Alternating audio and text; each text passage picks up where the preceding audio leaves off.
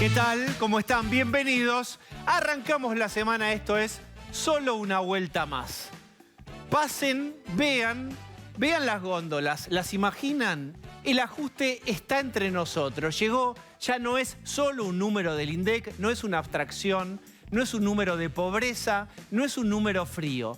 Hay cálculos de consultoras privadas de cómo se modificó el consumo. En un rato vamos a estar hablando con Guillermo Oliveto, que es especialista en hábitos y consumo, y te va a contar este dato. 7 de cada 10 familias, 70% de los argentinos, ya está ajustándose. ¿Qué significa eso? Que ya no compra lo que quiere, sino lo que puede. Se para frente a una vidriera, se para frente a un aviso en internet, se para frente a una góndola, elige, pero no puede eso que quiere. Y va bajando según precio hasta donde le da el bolsillo. En ese hueco que se produce entre el deseo y la realidad, se aloja el malestar. El malestar genera una conducta que es: el ciudadano o el votante gira, se da vuelta y después castiga en las urnas. Y esto se está dando incluso en votantes, muchísimos, del Frente de Todos, del kirchnerismo. Su base electoral está seriamente perjudicada por este fenómeno que no tiene ningún tipo de límites, que es la inflación. Vos lo ves a diario. Si te pagan con monedas, preferís que te den caramelos, no me des monedas. No sabés bien qué hacer con eso. Ya las juntás, medio que las pesás, no importa el valor que tenga. Especies en extinción, no solo la moneda argentina, las moneditas ya no existen más en el intercambio, son rechazadas. Por eso Matías Culfas hoy dio un ultimátum. Dijo: le doy 24 horas a las empresas fabricantes de alimentos y a los supermercados para que expliquen por qué todos estos aumentos, me parece y nos parece a nosotros del gobierno, completamente injustificados. Y atención, dijo Culfas, advirtiéndoles. Ahora vamos a ver qué pasa cuando vos advertís y tenés poca pólvora o no tenés pólvora en la escopeta. Me van a tener que contar por qué aumentaron, y si no, vamos a retrotraer los precios al 8 de marzo. Vamos a tirar la línea de la historia unos días para atrás y vamos a poner el tope, y esos van a ser los precios. Por supuesto, desde que Alberto Fernández anunció la guerra contra la inflación, ¿qué hizo toda la gente del sector alimentos y todo el mundo? Se cubrió. ¿Qué hizo? El que tenía stock, el que tenía mercadería, a lo mejor, porque después lo iban a congelar, ajustó.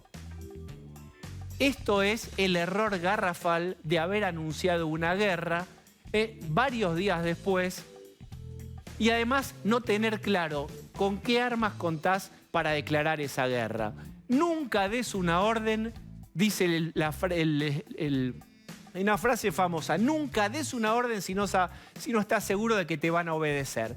¿Lo van a obedecer a Matías Culfas? ¿Sirve exactamente hacer una advertencia de estas características a los fabricantes de alimentos y a los supermercadistas? Vamos a que te lo conteste el manual de historia. Año 1953, Perón no era herbívoro, no era un león herbívoro, era bastante carnívoro. Escuchalo. Con referencia a los especuladores, el gobierno está decidido a hacer cumplir los precios, aunque tenga que colgarlos a todos.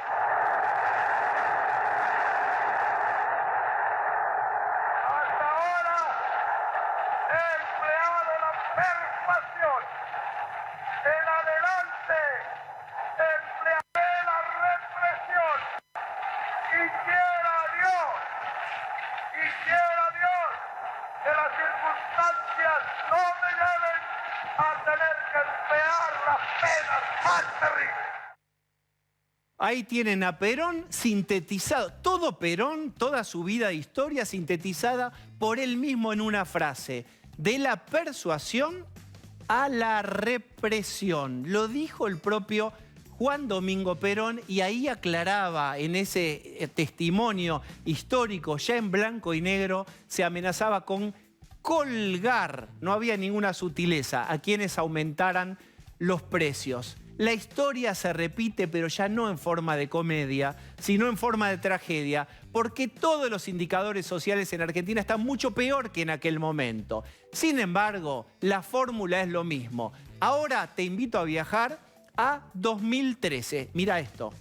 Igual los vamos a seguir controlando a todos y vamos a idear nuevos métodos de participación y control popular y social, que siempre es bueno. Como dice... Lo más importante, Presidenta, que estuvimos revisando los precios y los precios están bien. Usted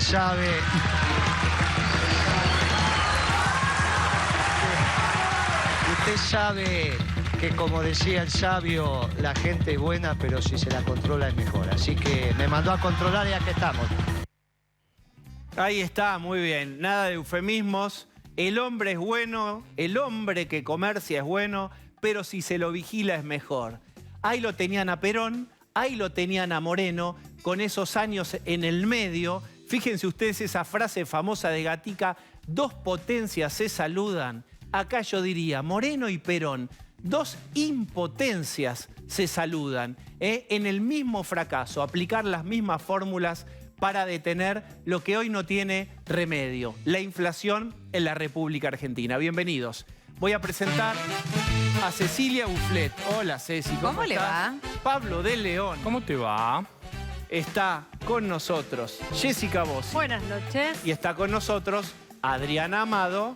¿Cómo están? Buenas Y noches. está espiritualmente y en nuestros corazones y delante de un televisor, Osvaldo Bazán. Te esperamos pronto. Aquí estamos todos para vos. Y voy a decir que está también alguien que va a poder decirnos algo de lo que venimos presentando de la inflación, Carlos Melconian. Qué gusto, Carlos. Ojo, ojo. Ese puede ir todo a la mierda, ¿eh? Ay, qué lindo. ¿Cómo te va, Dieguito? ¿Cómo va, Carlos? Buenas noches, Berretalandia. Está Berretalandia. Bueno, mientras sigamos dándole a la maquinita y sigan subiendo impuestos, sigan con este plan pegatina, cuidado, que puede haber piña, ¿eh? Puede haber. Sí, claro, no sé, claro, es muy lindo anunciar medidas, anunciar guerra contra la inflación, distraer a la gilada, pero ojo, que un día abrís el costurero y ya no hay más dólares. ¿Y qué hace? Sí, claro, ¿qué hace? Yo le diría al presidente, A ver. mirá, si tu mandato es un viaje a Mar del Plata, mirá que recién pasamos dolores, Sí. porque los veo muy relajados, como diciendo ya termina, ya asume otro, que se arregle él, pero no. Falta la Le falta mitad, un año. estamos en dolores. Sí, claro. Claro. Bien. Sí. Y después de Dolores Y sí. no hay tantas estaciones de servicio. Después de Dolores a Mar del Plata hay sí. menos estaciones de servicio. Claro, tenés que pasar por las armas también. También. Medio que de tan largo ya le dicen el año del negro de WhatsApp. Claro. Hasta llegar a diciembre del 23 falta mucho. Primero hay que ganar el Mundial. Agarrate. Y sí, por lo menos Racing ganó, que es lo importante. Eso Le es lo ganamos al Berrete Independiente de Moyano. Y estuve hablando con un hincha de Racing, Dieguito. ¿Qué dijo? ¿Sabés quién es el hincha de Racing? No va a ser Guillermo Andino. ¿Quién es? La Reta. La Reta.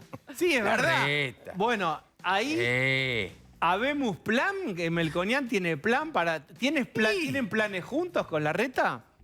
Yo le dije, che, pelado, mirá que si ganamos vamos a tener que ajustar, ¿eh? Nos van a dejar las tarifas pisadas, el Banco Central vacío y todos los vencimientos del fondo. Y él me miró y me dijo, ¿vos querés ser ministro de Economía? Sí, le dije.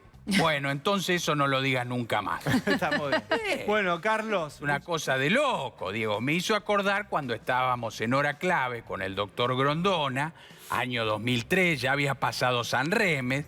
Yo iba a asumir como ministro de Menem. Menem dijo, conmigo vuelve al 1 a 1. Y yo en el segundo bloque dije, Y Se acabó la no va a nafta. ser para- posible. No va a ser posible. No. Por decir la verdad, perdimos. Y bueno, Ahí y está. claro, Realista. el argentino no quiere pechuguita a la plancha No. con puré de No, calabaza. no. Quiere comer sushi, y Quiere no. Asado. Y no, claro. Y bueno, claro. Gracias, Carlos. Así estamos. Y se vaya toda la mierda. Está bien. Gracias. Está bien, buena. Oliveto, ¿cómo estás? Bien. Te hemos citado en el inicio del programa porque vos tenés unos números que es entre el sushi, tomando a Tarico, y la pechuguita con puré. Esa es la diferencia entre lo que quiero o lo que deseo y lo que puedo. ¿El 70%, 7 de cada 10 familias argentinas, ya está ajustando? Sí, te diría que si uno mira el impacto que tuvo la conjunción de pandemia más cuarentena más la vuelta con estos números de inflación, ves una sociedad que grosso modo era mitad y mitad. 50% clase media y un poquito de clase alta y la otra mitad clase baja y una parte de eso dentro de la pobreza. Y hoy ese nivel de vulnerabilidad se elevó. Hoy tenés solo 30% de las familias que más o menos la llevan razonablemente y un 70% de la población en distintos gradientes que están muy restringidos, muy limitados y por supuesto muy malhumorados, ¿no? Bien, porque están empezando a modificar sus hábitos, sus consumos. Mira, Diego, vamos a tomar 3 datos centrales. El primero, el año pasado las ventas de los productos más básicos, azúcar, harina, aceite, arroz, fideos, latas de tomates, cayó 8% medida en unidades. Lo cual te habla de que productos que son muy relevantes en los sectores, si querés, menos acomodados de la población, están señalando que hay gente que empieza a no alcanzarle para comprar ese tipo de cosas. 2, vamos a un producto más o 2 productos más de clase media, media alta. Es la primera vez en la historia que se venden más motos que autos. Los autos no hay, porque no hay dólares, los que hay salen carísimos, la gente no Este llega. es un dato en la historia. En la historia de la Argentina que se venden más, o por lo menos de acá hay estadística, ¿no? Que se venden más motos que autos. Porque Y en un momento habían presentado el acceso a la moto como mi primera motorización. Es decir, el tipo Sí. que podía comprarse algo con motor, lo primero que accedía. De hecho, hace unos años habían proliferado las motos cierto. muchísimo. Pero ahora vos traes este dato, que es, le gana la moto al auto. Claro, ese dato era bueno cuando vos vendías 1 millón de autos, Claro. o 950.000 con Cristina en el 2013, o 900.000 con Macri en el 2017. Y el tercer dato que te quería dar, que marca un poco cómo está la sociedad hoy, es que estamos en el nivel de consumo de carne vacuna más bajo de la historia. 47 kilos per cápita, eso 5% menos que el año pasado, 17% menos que con Macri, 31% menos que con Cristina en el 2007. Elegí el que quieras, contra todos te da muy mal. ¿Podés repetir ese dato? Porque Terrible, fue parte terrible. de la campaña de Alberto Fernández. Claramente. Vuelve el asado y, bueno, simplemente no sucedió. Es grave este dato. En un momento hasta volvió la polenta y se militó en algún lugar la Sí, polenta también. digo, pero más allá de si querés, la chicana La parte política política, que puede es un haber, dato. lo que nosotros nos emerge en los estudios cualitativos que hacemos prácticamente todos los meses para ver humor social, son familias que nos dicen acá hace un año y medio que no se come carne de vaca. ¿Y por qué se reemplaza eso? Básicamente por otras carnes, otras proteínas de menor valor, como es el pollo, que está acruzado, ya hoy se consume más pollo en la Argentina que carne, y el cerdo, ¿no? Que son las dos carnes. O sea, en total, en la cantidad de carne, los argentinos siguen consumiendo más o menos lo mismo. Lo que ha cambiado es qué tipo de carnes comen habitualmente, ¿no? Fíjate la recurrencia de los problemas, recuerdo, en el fondo de la memoria, porque recuerden ustedes que uno nunca sabe, uno no elige qué va a recordar. Cristina hace muchos años ya había tenido un problema con el precio de la carne y había recomendado ella misma comer carne de cerdo porque era afrodisíaca. Sí. O sea, todo vuelve pero empeorado. No, Ceci. es que hay un punto, Guillermo, esto también nos pasa con niveles de empleo relativamente altos, digamos. O sea, la gente, aunque tenga trabajo, se empobrece. Bueno, te diría que ahí, Cecilia, está una de las cosas más graves que está generando, a mi modo de ver, la inflación, que es un impacto no solo económico, sino sociocultural, ¿no? La gente diciendo, trabajo, trabajo, trabajo, ¿y para qué? O sea, como que empieza a no tener sentido porque no podés llegar a cosas mínimamente que los argentinos, sin ir al sushi de Tarico, consideran razonablemente básicas, como poder comer carne de vaca o asado los fines de semana. Entonces, en algún punto lo que ves es que el deterioro aún en el empleo, el desempleo por supuesto es mucho peor, ¿no? Darle pelea a 50% es casi imposible. Ahora, el problema es que hoy, a estos niveles de inflación, imaginemos que este año se cumpla lo que dicen los economistas del Banco Central, o el REM, los que estudian, Sí, los que consultan el Banco Central, 55% de inflación. Hay economistas hablando de 65%. Bueno, no hay manera que los salarios le ganen a eso. O sea, vos Bien, estás hablando... permítanme que vamos a corregirle algo del audio a Guillermo. ¿Podés contar, vos trajiste la síntesis de lo que anunció hoy Culfas? Sí, vamos a repasar un poquito las medidas que anunció ahí hoy, que anunció el gobierno en función de esta idea de la guerra contra la inflación. Básicamente no hay nada en ese paquete de medidas, ¿no? Pero hay una suba concreta de retenciones al aceite, a la harina de soja y a los biocombustibles.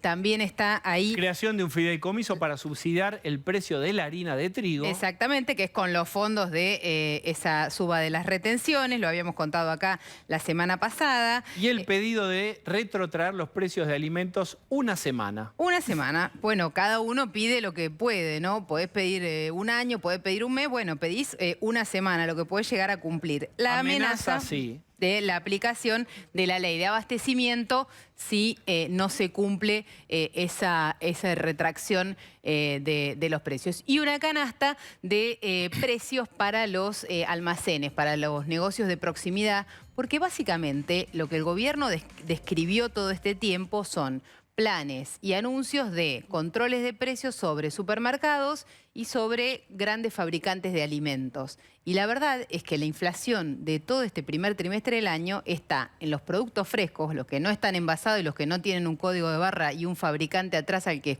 acusar de especulador, y en los almacenes y en los lugares de proximidad, en los comercios de proximidad. Ahora, retroceder los precios una semana muestra a un presidente declarando una guerra, después anunciando anuncios que no fueron tales el viernes, y ahora retrotraer los precios una semana. Es como que el poder de fuego para esta guerra es casi nulo del gobierno. Mira, una particularidad es retrotraer los precios una semana. En esta semana en la que se tienen que retrotraer los precios, la que subió los precios más que todos, y en 2 dígitos, que es ahí en la discusión de quién subió más de 10% entre las alimenticias, es YPF, la empresa en la que el principal accionista es el Estado.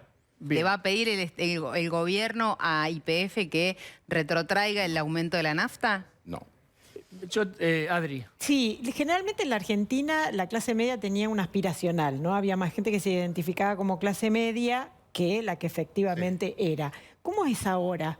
Sigue siendo así. ¿Sí? Sigue siendo. Lo que pasa es que esa clase media se ve a sí misma como cada vez más empobrecida o cada vez más acotada en lo que puede. No pierde todavía la ilusión de recuperar su condición y le duele muchísimo ni siquiera caer, el temor a caer, ¿no? La idea de no puedo comprarle un postrecito a los chicos o no puedo llevarlos a comer una hamburguesa o tengo que dejar cosas, hábitos que tenía, por ejemplo, un chico joven que iba al gimnasio y no lo puede volver a pagar. Entonces, son todas pequeñas cosas. Y bueno, pero algo de eso es importante para tu identificación como clase media. Todas esas cosas son relevantes porque hacen a tu identidad. Ahora, había un dato que me parece que con los números que ustedes están contando, vos tenés, antes la AUH, la Asignación Universal por Hijo, vino a paliar una situación de pobreza. Pero hoy ves que la gente de AUH y de planes sociales está en la indigencia y la clase media, como vos decías antes, con empleo está en la pobreza.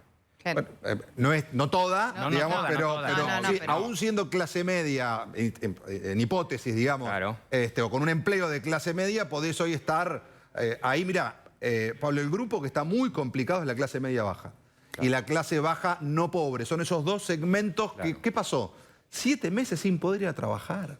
Claro. Entonces, esa gente, acá todo el problema. La última parte del problema, el problema de la Argentina es muy largo, pero la última parte arranca con la cuarentena tan larga. Claro. Porque eso vos estás pagándolo hoy en inflación por lo que tuviste que emitir para poder dar los planes que lograron, digamos, atemperar los efectos de esa cuarentena. Pero esa gente se comió los ahorros. Entonces, aunque hoy pueda trabajar, no puede recuperar lo que perdió. Y Claro. vos diste un dato que para mí es fuerte, que es, aún ocupando todas tus horas de modo laboralmente, no llegás. Que esto es lo desesperante. Es decir, no es agrego otro trabajo. Aún ocupando todas tus horas, el valor hora que el mercado suele pagar para la mayoría de las actividades no te genera el ingreso que te satisface estas expectativas. Mirá, Diego, nosotros vivimos en un mundo globalizado. En ese mundo globalizado todo más o menos tiene dólares adentro. El salario en dólares de la Argentina hoy, publicado hace muy poquito por IDESA, formal, ni siquiera estoy hablando del informal, es más o menos entre 550 y 600 dólares al blue, que es el que puede comprar la gente, por eso tomamos ese como parámetro. Ese mismo salario en el 2017 era 1.700 dólares. Y en el 2013 o 12, con Cristina o con Macri, otra vez, elegí el que quieras, era 1.500 dólares. Estás a un tercio. Entonces, las zapatillas te quedan más lejos, la computadora te quedan más lejos, los celulares te quedan más lejos y los alimentos te quedan más lejos. Y ni hablar del acceso a la vivienda, y ni hablar ya de un auto, acabás de dar el dato y cerrando un poco el argumento, ya vas a la moto, no al auto. Bueno, ahí tenés algunos bienes que se ven beneficiados de eso. Porque vos ya tenías un bien muy icónico y muy potente que estaba retirado del mercado, que es la vivienda propia. Salvo para quien tenga todo el dinero junto para poder comprarlo. Ahora acabás de retirar el auto. Digo, para mucha gente ya el auto se volvió imposible. Guillermo... Entonces ahí te pregunto, bueno, me lo gasto en viajar, o compro ropa, o digo, tenés algunos bienes o sectores que se benefician de eso, consumos más cortos, ¿no? Sí, más atención, cercanos. y voy a vos, pero recuerden que la religión del kirchnerismo fue el consumo. Es decir, no te pondrás a comprar una casa, pero te podrás comprar todos los electrodomésticos que quieras y en cuotas, y eso también da sensación aspiracional de ascenso. Podés tener acceso a la tecnología que es muy igualadora en un sentido, pero eso estructural que es la vivienda y ahora se agrega el auto, ya queda lejos. Empieza a quedar cada vez más lejos para cada vez más gente, ¿no? Sí. No, pensaba en eso, Guillermo es un gran descriptor y tiene como información muy detallada de eso. ¿Y cómo se las rebusca la gente para que no se le note que no es clase media? ¿Qué cosas encontrás que te llaman la atención? Muchas. Hoy están haciendo rally de compras, o sea, yendo de un lado al otro, busco 2 cosas acá, 3 acá, 4 acá, descuentos con apps que empiezan a encontrar, como te diría, la novedad de lo último que nos apareció es esto, a los cuales están muy atentos. Obviamente, abriendo la mirada a otras marcas y a otros lugares para comprar, lo que comúnmente llamaría segundas marcas, ellos dicen hoy son primeras marcas sin marketing. O primeras marcas desconocidas, digamos. Te armás un relato para convencerte. Y para por lo menos paliar la angustia. Pero, a ver, sí. Jessy. No, me quedé pensando porque venimos hablando año a año de una inflación que es que el número cada vez más grande. Decías recién, bueno, el central o el REM es 55, pero algunos hablan de 65. Y mi pregunta es, cuando consultás con la gente, ¿aparece algún número o algo que sea lo tolerable? ¿O es una rueda que sigue girando y nos vamos acostumbrando y si es un peldaño cada vez mayor y sigue la vida? Bueno, ahí hay, te diría 2 puntos. Uno, ¿cómo puede ser que con esto, vamos a ponerlo en los términos prácticos, no explota todo? Claro. La Argentina puede seguir sin que explote nada porque tiene mucha cultura inflacionaria. Ahora, eso no quita que las cosas estén bien.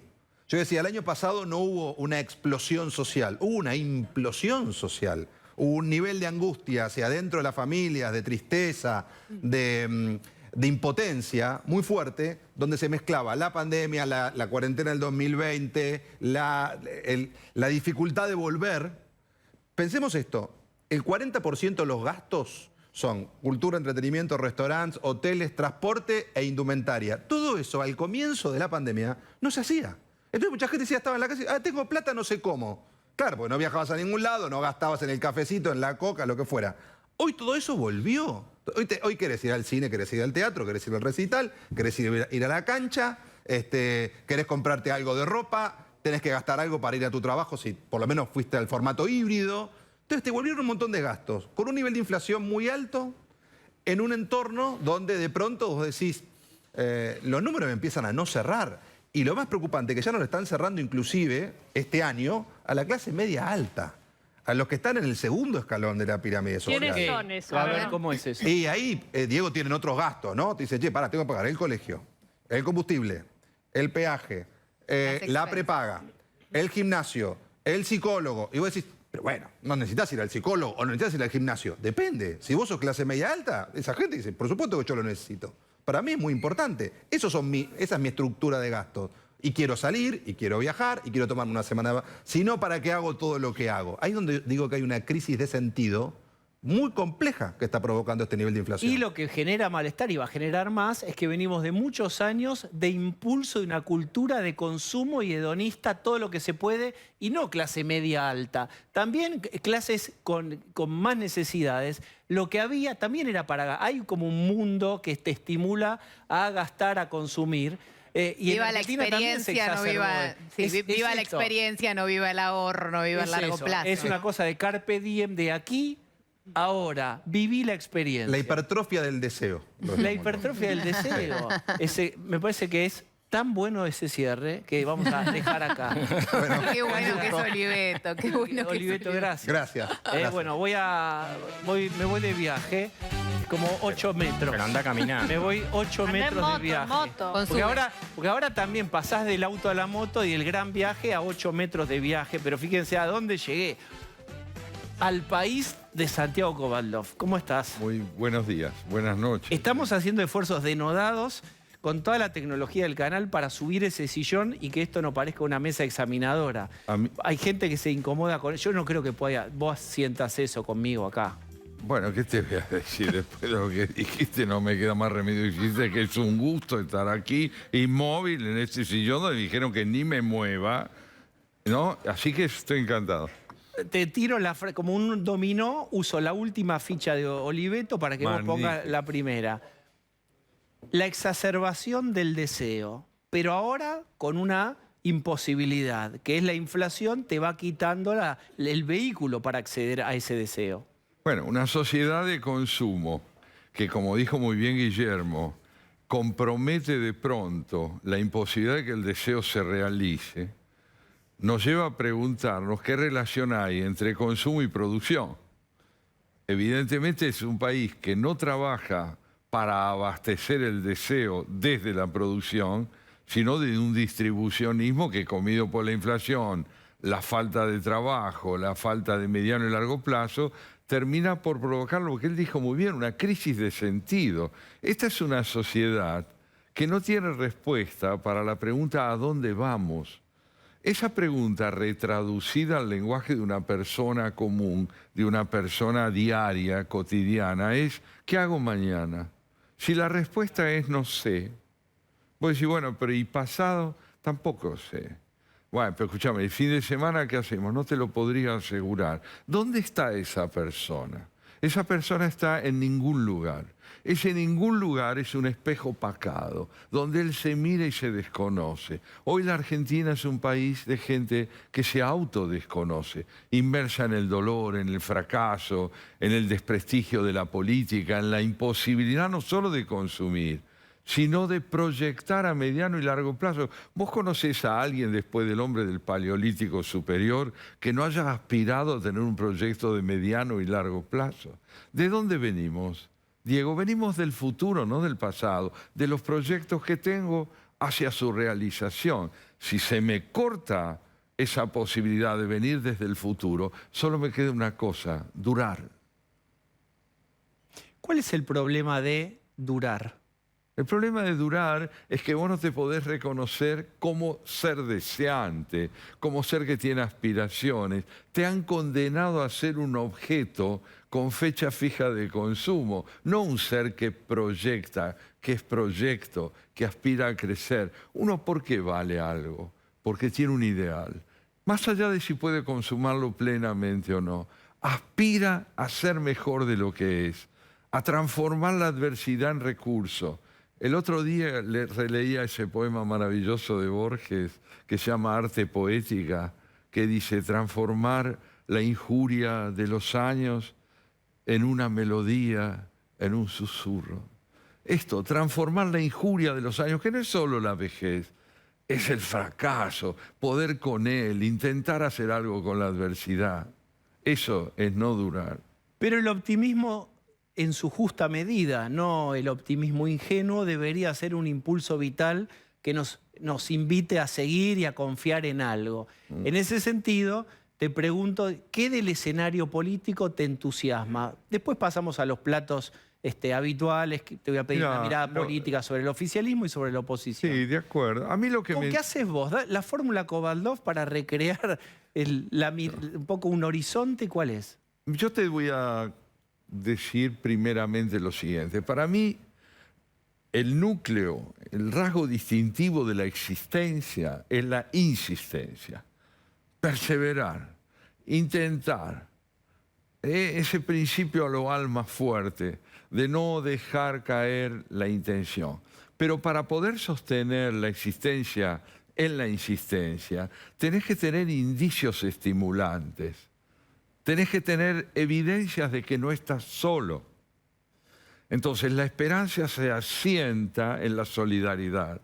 Si no hay solidaridad, y el poder tiene una deuda con la solidaridad, allí donde uno ve solidaridad, se siente representativo, no solo de sí mismo, de los otros.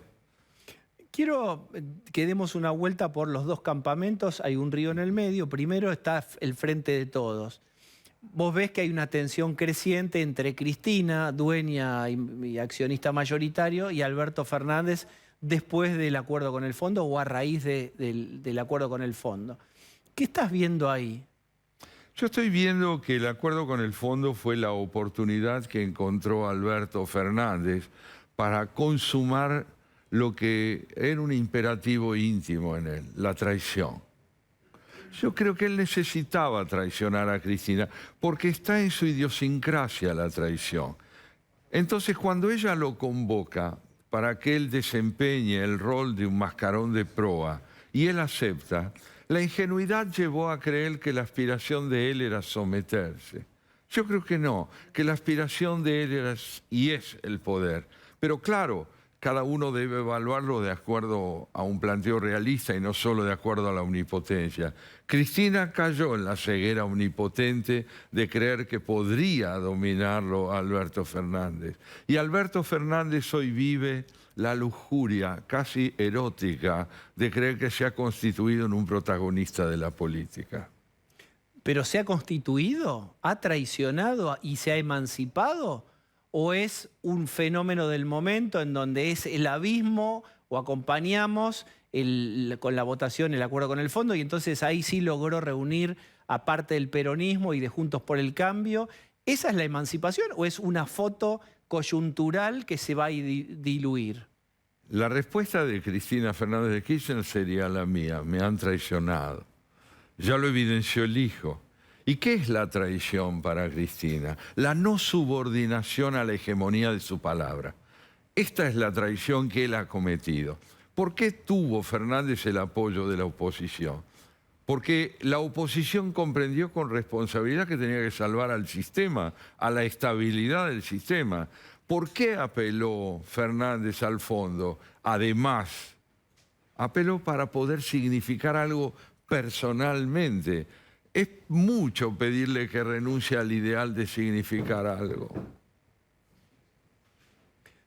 En tu mirada, ¿traicionó o Cristina lo ve traidor por no haberse subordinado? Es muy importante esto porque estamos haciendo como un perfil de Alberto. Hay algunos que lo ven emancipándose ya de una vez y otros que es una coyuntura y no querrá romper y no va a romper. Yo no digo que él va a llegar a romper. Lo que digo es que mirado el problema desde el lado del porvenir, que la situación actual le brinda a Cristina, ella ve muy comprometido su protagonismo futuro en el orden de una hegemonía política, ya no porque no tiene los votos suficientes, sino porque el gobierno ha tomado medidas que la desmienten. Entonces ella se siente en ese sentido aislada. Ahora bien, ¿cuánto puede durar una convicción de Alberto Fernández? ¿Cuánto puede durar la autonomía de Fernández? Eso no lo sabemos, pero sí sabemos que no tiene consistencia, que es un hombre sin consistencia y que por lo tanto la coyuntura tiene en él la última palabra siempre. Puso en un aprieto esta situación del fondo a Juntos por el Cambio, porque muchos decían, atrapado en la ética de la responsabilidad, van a apoyar el acuerdo y además por haber contraído la deuda y van a permitir que el kirchnerismo estratégicamente pueda votar en contra y preservar su capital político. ¿Qué pensás vos de esa interpretación? Yo tengo también la convicción de que procedió bien, como te decía, Juntos por el Cambio, porque lo que apoyó es un riesgo que vale la pena correr en desmedro de otro que no valía la pena correr, el caos, la anarquía, el desmadre inmediato de la Argentina. ¿Por qué optó la oposición? Por un riesgo que le implica un grado de protagonismo importante a mediano plazo. Yo creo que no hay nadie en Juntos por el Cambio que crea que le espera un porvenir que invite a bailar.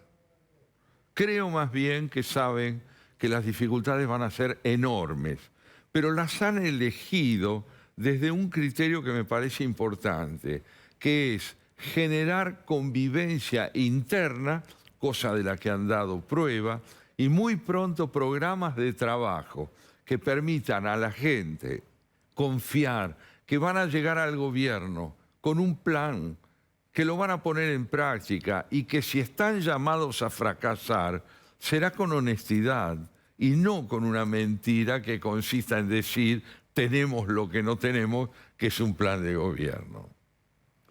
¿Hay posibilidades reales para Juntos por el Cambio de acceder al poder en el 23? ¿Qué debería no repetir?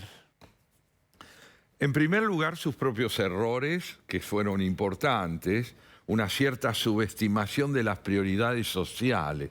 Yo creo que el gobierno de Juntos por el Cambio, en aquel momento el del PRO, subestimó el sufrimiento. No entendió bien el apremio del dolor como rasgo social que debía ser abordado con planes no solo asistenciales, sino creíbles de desarrollo.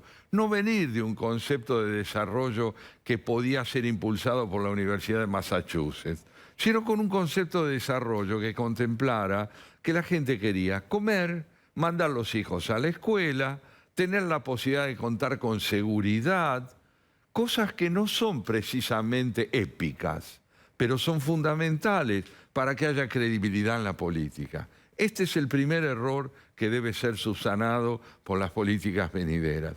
El segundo, que para mí es fundamental, yo creo que es necesario que la oposición tenga un discurso que no subestime la dificultad, que no crea realmente que hay que ocultar la magnitud de las dificultades, que hay que decir que son grandes y que se las va a enfrentar, que es necesario tener la honestidad de hablarle a la gente de lo que le pasa, de lo que le sucede. Es terrible cuando vos sos una persona afectada por el dolor que te digan, ¿qué tal, che? ¿Estamos bien? Vamos fenómeno, ¿no? ¿Y dónde está mi padecimiento? El dolor tiene la palabra en el próximo gobierno. O no la tiene y vamos a pagar caro por eso.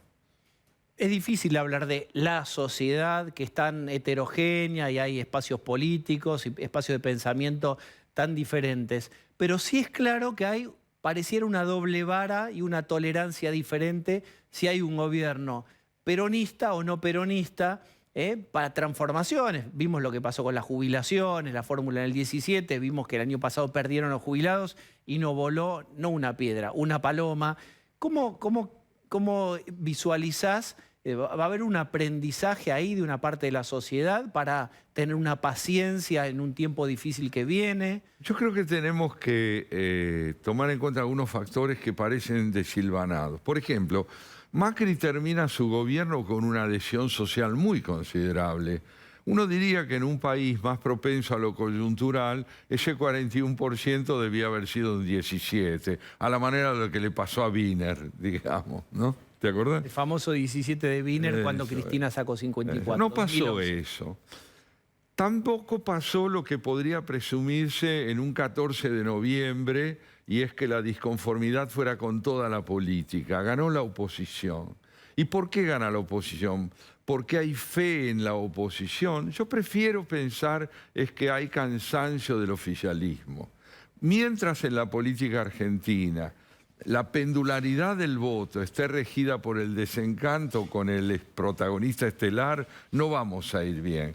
Pero la oposición ha realizado algo importante, que es quedarse con un 41% del electorado tras la derrota. Yo me interrogo acerca de ese papel que va a cumplir la oposición en ese momento. Y por otra parte, me parece que la sociedad está tan cansada de la violencia como de los políticos. De las dos cosas está cansada. Y tiene que aprender que el consenso lo generan los acuerdos entre el dolor y la política, porque sin política no hay democracia. Sin partidos políticos no hay democracia. Puede haber cualquier cosa, menos democracia. Entonces a mí me parece que la capitalización del sufrimiento debe ser doble. Por parte de la sociedad en términos de paciencia, por parte del gobierno que venga en términos de eficacia. Lo último que te pregunto, y te agradezco esta conversación y que hayas venido hoy, es por el fenómeno de los libertarios. Porque también hay algo del clima social que están capitalizando con mucho éxito y las encuestas los ven crecer a pasos agigantados. Sí, ¿Qué piensas del fenómeno libertarios, liberales? No es lo mismo, pero... No, no es lo mismo. Yo creo que el desencanto tiene rédito electoral y tiene rédito de apoyo. A mí me parece que los libertarios tienen un capital fundamental que es el escepticismo en el proyecto político republicano de los partidos que hoy se están disputando mayoritariamente el poder. Puede ser que prospere, puede ser que prospere.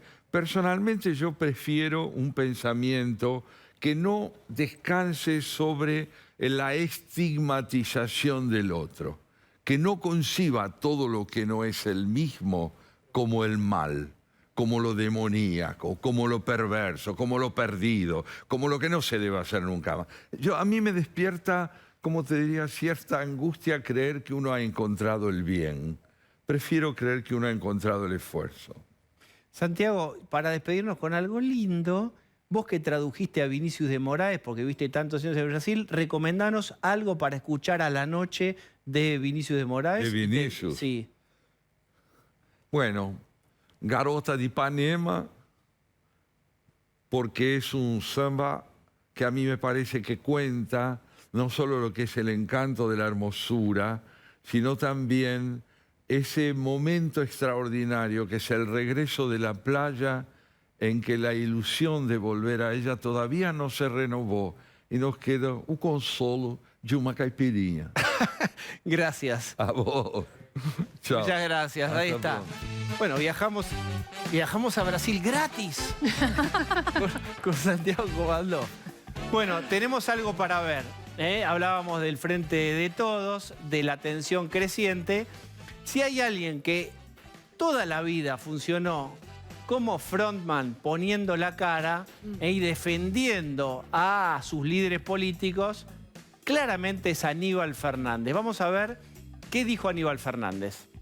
Para todos los que nos decían que era casi épico decir que no y pelearse con el fondo y ir a la búsqueda de este tipo de discusiones que nos hubiesen puesto un minuto después en mora con el Fondo Monetario, en default con el Club de París y ver cómo se salía de esa situación. Bueno, después de ver eso, nadie nos decía, che, no lo hagan porque podemos hacer esta otra cosa, a lo mejor era piola y se podría haber utilizado, pero nadie dijo eso. Yo nunca votaría en contra de un presidente peronista, con lo cual no me entra en la cabeza eso. Igual hay un caso, y con esto lo despido, un caso fuerte, el de Lozano, ¿no? Y todo tiene un límite, porque el respeto no se puede perder, y si uno va a judicializar ese tipo de acciones contra su propio gobierno, entonces ¿qué hace en el gobierno?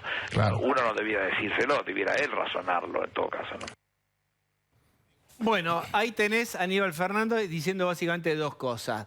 ¿Tenés una idea mejor? Vos, kirchnerista, contala.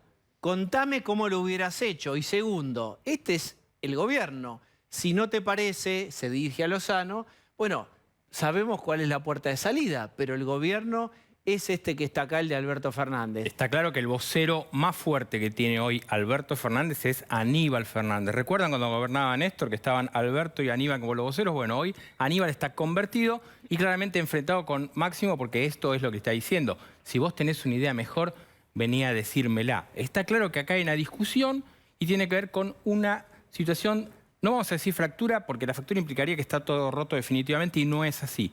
Ahora, que no hay diálogo, que no hay ninguna posibilidad de que se recupere la relación, no la de Máximo y la de Alberto, sino la de Cristina y Alberto, esto es absolutamente así y por eso Aníbal Fernández sale a confrontar de esta manera. Sí, lo insólito es que no se hablen por teléfono, que no resuelvan esto en una discusión y después cada uno irá para el lado que quiere, pero decían Aníbal Fernández que propongan que quieren. Llamarlo a Máximo Kirchner, qué sé yo, forman parte de un mismo espacio político, llegaron juntos. Todos repiten también que quieren como objetivo político la unidad, por lo menos para dentro de 1 año y 3 meses, tiene fecha de vencimiento, cierre de listas, hasta ese momento todos juntitos. O sea, están pensando en la elección del año que viene. Pero es una...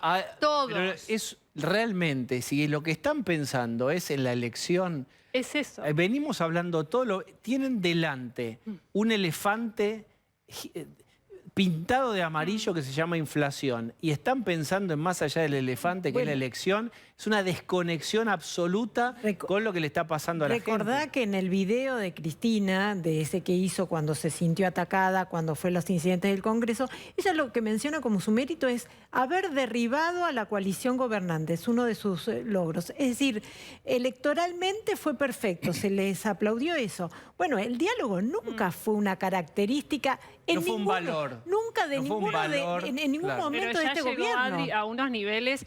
El ejercicio hoy de a cualquier funcionario preguntarle, ¿llamaste a Máximo uno de Alberto? No, que llame él. ¿Le tuiteaste? Cristina, sí, Cristina no lo va a llamar Alberto Fernández, no van a hablar. No, ella es un gigante y él es no era muy feliz, enano, como hablando de la estatura política, obviamente. O sea, es ya una discusión tan básica y tan de Berretalandia, para citar a Melconian, que es insólito con lo que vos decís. Este año económico va a ser muy difícil. ¿Recuerdan ustedes? Siempre el modelo Cristina viene en la caja de cambio sin reversa. Es decir, es difícil que ponga marcha atrás ahora Cristina y se amigue. No. Todo puede pasar. Pero también el manual de historia te dice que a diferencia de Néstor, que a veces y estratégicamente iba hacia otro lugar, estratégicamente, que Cristina es más inflexible. No, acá está claro, acá hay dos caminos totalmente bifurcados. No hay ninguna posibilidad de un reencuentro. Para Cristina, Alberto tiene el boleto picado. Entonces, Cristina y Máximo van para un lado y Alberto va para el otro y no hay ninguna chance de que esto suceda porque claramente lo que se dice en el kirchnerismo parece que lo hablara Juntos por el Cambio. Es el gobierno de Alberto, el gobierno de él. No es y no lo asumen como el gobierno propio con la particularidad de que tienen un ministro y las cajas más fuertes. Por esto parece una anécdota. ¿Qué me importa a mí si le clavan un visto en el corazón a Alberto Fernández? Y la pregunta que yo te hago a Ceci es ¿cuál es la consecuencia económica o de contexto político-económico de que los dos referentes más importantes no tengan diálogo? Bueno, la inacción, básicamente ese es el punto. Vos hoy tenés la gestión trabada por falta de decisión y por falta de acuerdos. ¿Por qué? En gran medida la guerra contra la inflación estuvo vacía de contenido. ¿Por qué? Bueno, primero porque Alberto Fernández comete el disparate de anunciar algo que no tenía previsto y para lo que no tenía agenda. Ahora después, ¿por qué su equipo económico no puede presentar un paquete de ideas? ¿Porque no las tiene? No, porque no puede anunciar ninguna de esas medidas sin tener un conflicto político. El Banco Central va a subir la tasa de interés. Aunque el gobierno se la pase diciendo que este no es un problema monetario, el Banco Central esta semana va a subir la tasa de interés. El Ministerio de Economía va a tratar de bajar todo lo que pueda el gasto público y va a tratar de cortar todo lo que pueda la emisión monetaria. Ahora eso no lo puede transformar en un anuncio político, lo tiene que esconder abajo de la alfombra porque le dinamita Pero la lo discusión. notable es que en general el peronismo lo hace y se calla la boca y te manda el ajuste por abajo. Claro, Se pero hace cuando funciona... Acá el que te pone la lupa sobre el ajuste es Cristina. Sí, cuando funciona la estructura de autoridad suprema. Absolutamente. O sea, tampoco hay diálogo ahí. Cuando funciona la autoridad, uno ordena y los otros acatan. Acá está cortada en la cabeza de la autoridad. Bueno, pero eso es lo que ha pasado, que tenemos en estos momentos, y no sé si querés avanzar con esta discusión ahora, es dos documentos del peronismo dando vuelta. Quiero, bueno, tenga, digamos, dos grupos de intelectuales, llamémosle así, contalo. Exactamente. Personalidad. En los otros días contábamos acá en la mesa que Alejandro Grimson, Ricardo Foster, asesores del presidente Foster, uno de los fundadores de Carta Abierta, ¿recuerdan? firmaron un documento con gente Empleados como... del gobierno. Claro, empleado del gobierno, más algún periodista, todo asalariado el acá. periodista Eduardo Aliberti, María Seoane, exdirectora de Radio Nacional de Cristina. Bueno, firmaron un documento en el cual hablaban de la unidad y justificaban cuestiones de esta gestión. Bueno, hoy apareció otro documento, lo reveló el periodista Federico Mayol en Clarín, que se llamaba Moderación o Pueblo. O sea, el gobierno es la moderación, o sea, los que votan conjunto por el cambio, o nosotros el pueblo. Esperen, quiero decir una cosa. ¿Ven esto que está acá abajo, intelectuales K contra el gobierno? Ojo con esta operación que van permeando cultural, que es el kirchnerismo es una cosa, el gobierno es otra cosa. Es difícil, incluso para nosotros, plantearlo acá abajo. Son lo mismo, no te olvides vos nunca cuando te toque en el 23 o en el turno próximo. Se están bifurcando genuinamente, pero lo que digo es, son responsables los dos del mismo proyecto político. Dicho esto, yo lo contaba el otro día en la introducción, de que este grupo que menciona Pablo hablaba de algo así como una moderación táctica. Ahora el contexto te obliga a moderarte y a que pongas en pausa las ideas revolucionarias. No las desestimamos, pongámoslas en pausa, acomodemos la catástrofe o la macroeconomía, etcétera, y después seguimos. Pero en cambio, ya voy con Adri, hay otro documento que dice, y ya voy con vos, Adri. Fíjate lo que dice este documento que se reveló hoy de estos, los más casi, ¿querés decirle? Bueno, la política gubernamental ha llegado a su punto más trágico. La preparación de escenarios de anuncios donde no se realizan anuncios, tema tarifas. El mismo gobierno genera las expectativas y la defraudación de las expectativas. Proponen ir despacio, pero terminan inmóviles, le dice al gobierno. Todo lo que se presenta moderado termina siendo débil. Y por último, no resulta nítido ni el origen de la unidad ni el sujeto destinatario de sus políticas. En este sentido, la ausencia absoluta del nombre Macri en el documento anterior es muy elocuente. Es impresionante porque este documento de kirchnerismo más duro le dice a otros ex-kirchneristas duros, y hoy, si vos querés más albertistas, no tienen definido el enemigo. ¿Qué pasa que no escribieron Macri en un... ¿Cómo puede ser que en dos carillas no está la palabra Macri? Les voy a hacer un ADN, ustedes no pueden ser kirchneristas. Y la otra cosa que les dice es moderados, como adjetivo descalificador. Yo quería leerte la frase donde aparece justamente esa antinomia. Dice, hay momentos, digamos, este es el documento de las personalidades más afines al presidente de la Nación. Hay momentos en la historia en los cuales la moderación puede ser transformadora y la radicalización impotente. ¿Podés repetirle? Este es el documento número 1, el que salió primero. Exacto. Repetí porque acá está la clave. Dice, hay momentos en la historia en los cuales la moderación puede ser transformadora y la radicalización impotente. O sea, les está diciendo impotentes Bien, a los se que tiran piden. con vos sos moderado y vos sos impotente y vos sos moderado. Y mientras nosotros viendo el partido Ahora, de tenis, las dos con la inflación subiendo. Sí, una idea para resolver la inflación, algún plan, algo, no se les escapa, ¿no? En el Igual documento. la bolilla principal se habría que dársela a María Seoane, ex directora de Radio Nacional durante gestión Cristina, que firmó los dos documentos. Habría que mirar Ay, si no. está de acuerdo con la frase que Hermoso. dijo Adriana Está bien. o la que leímos. Igual, viste que son así como difusos todas las Perdóname, expresiones. alguien nos está... Me parece que nos quieren controlar. Aló. Alberto Corazón, acá tenés los pibes para la moderación. ¡Lo adiviné! ¡Le adiviné, Guión! ¡Le adiviné!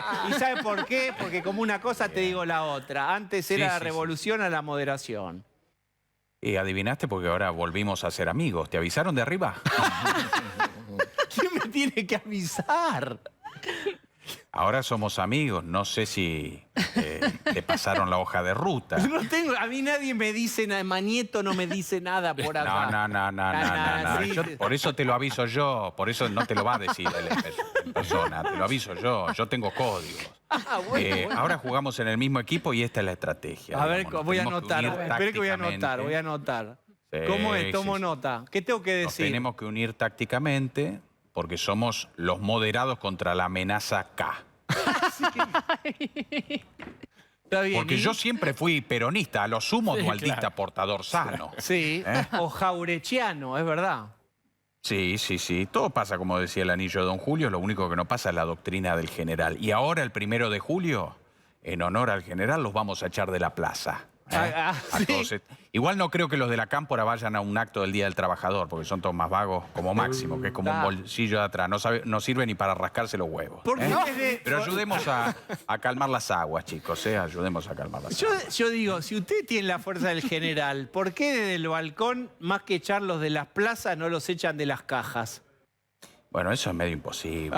Bueno, está bien. Porque el reemplazo es peor. Vos viste que los reemplazos que vinieron son peor. Se fue Felipe de canciller y vino Cafierito.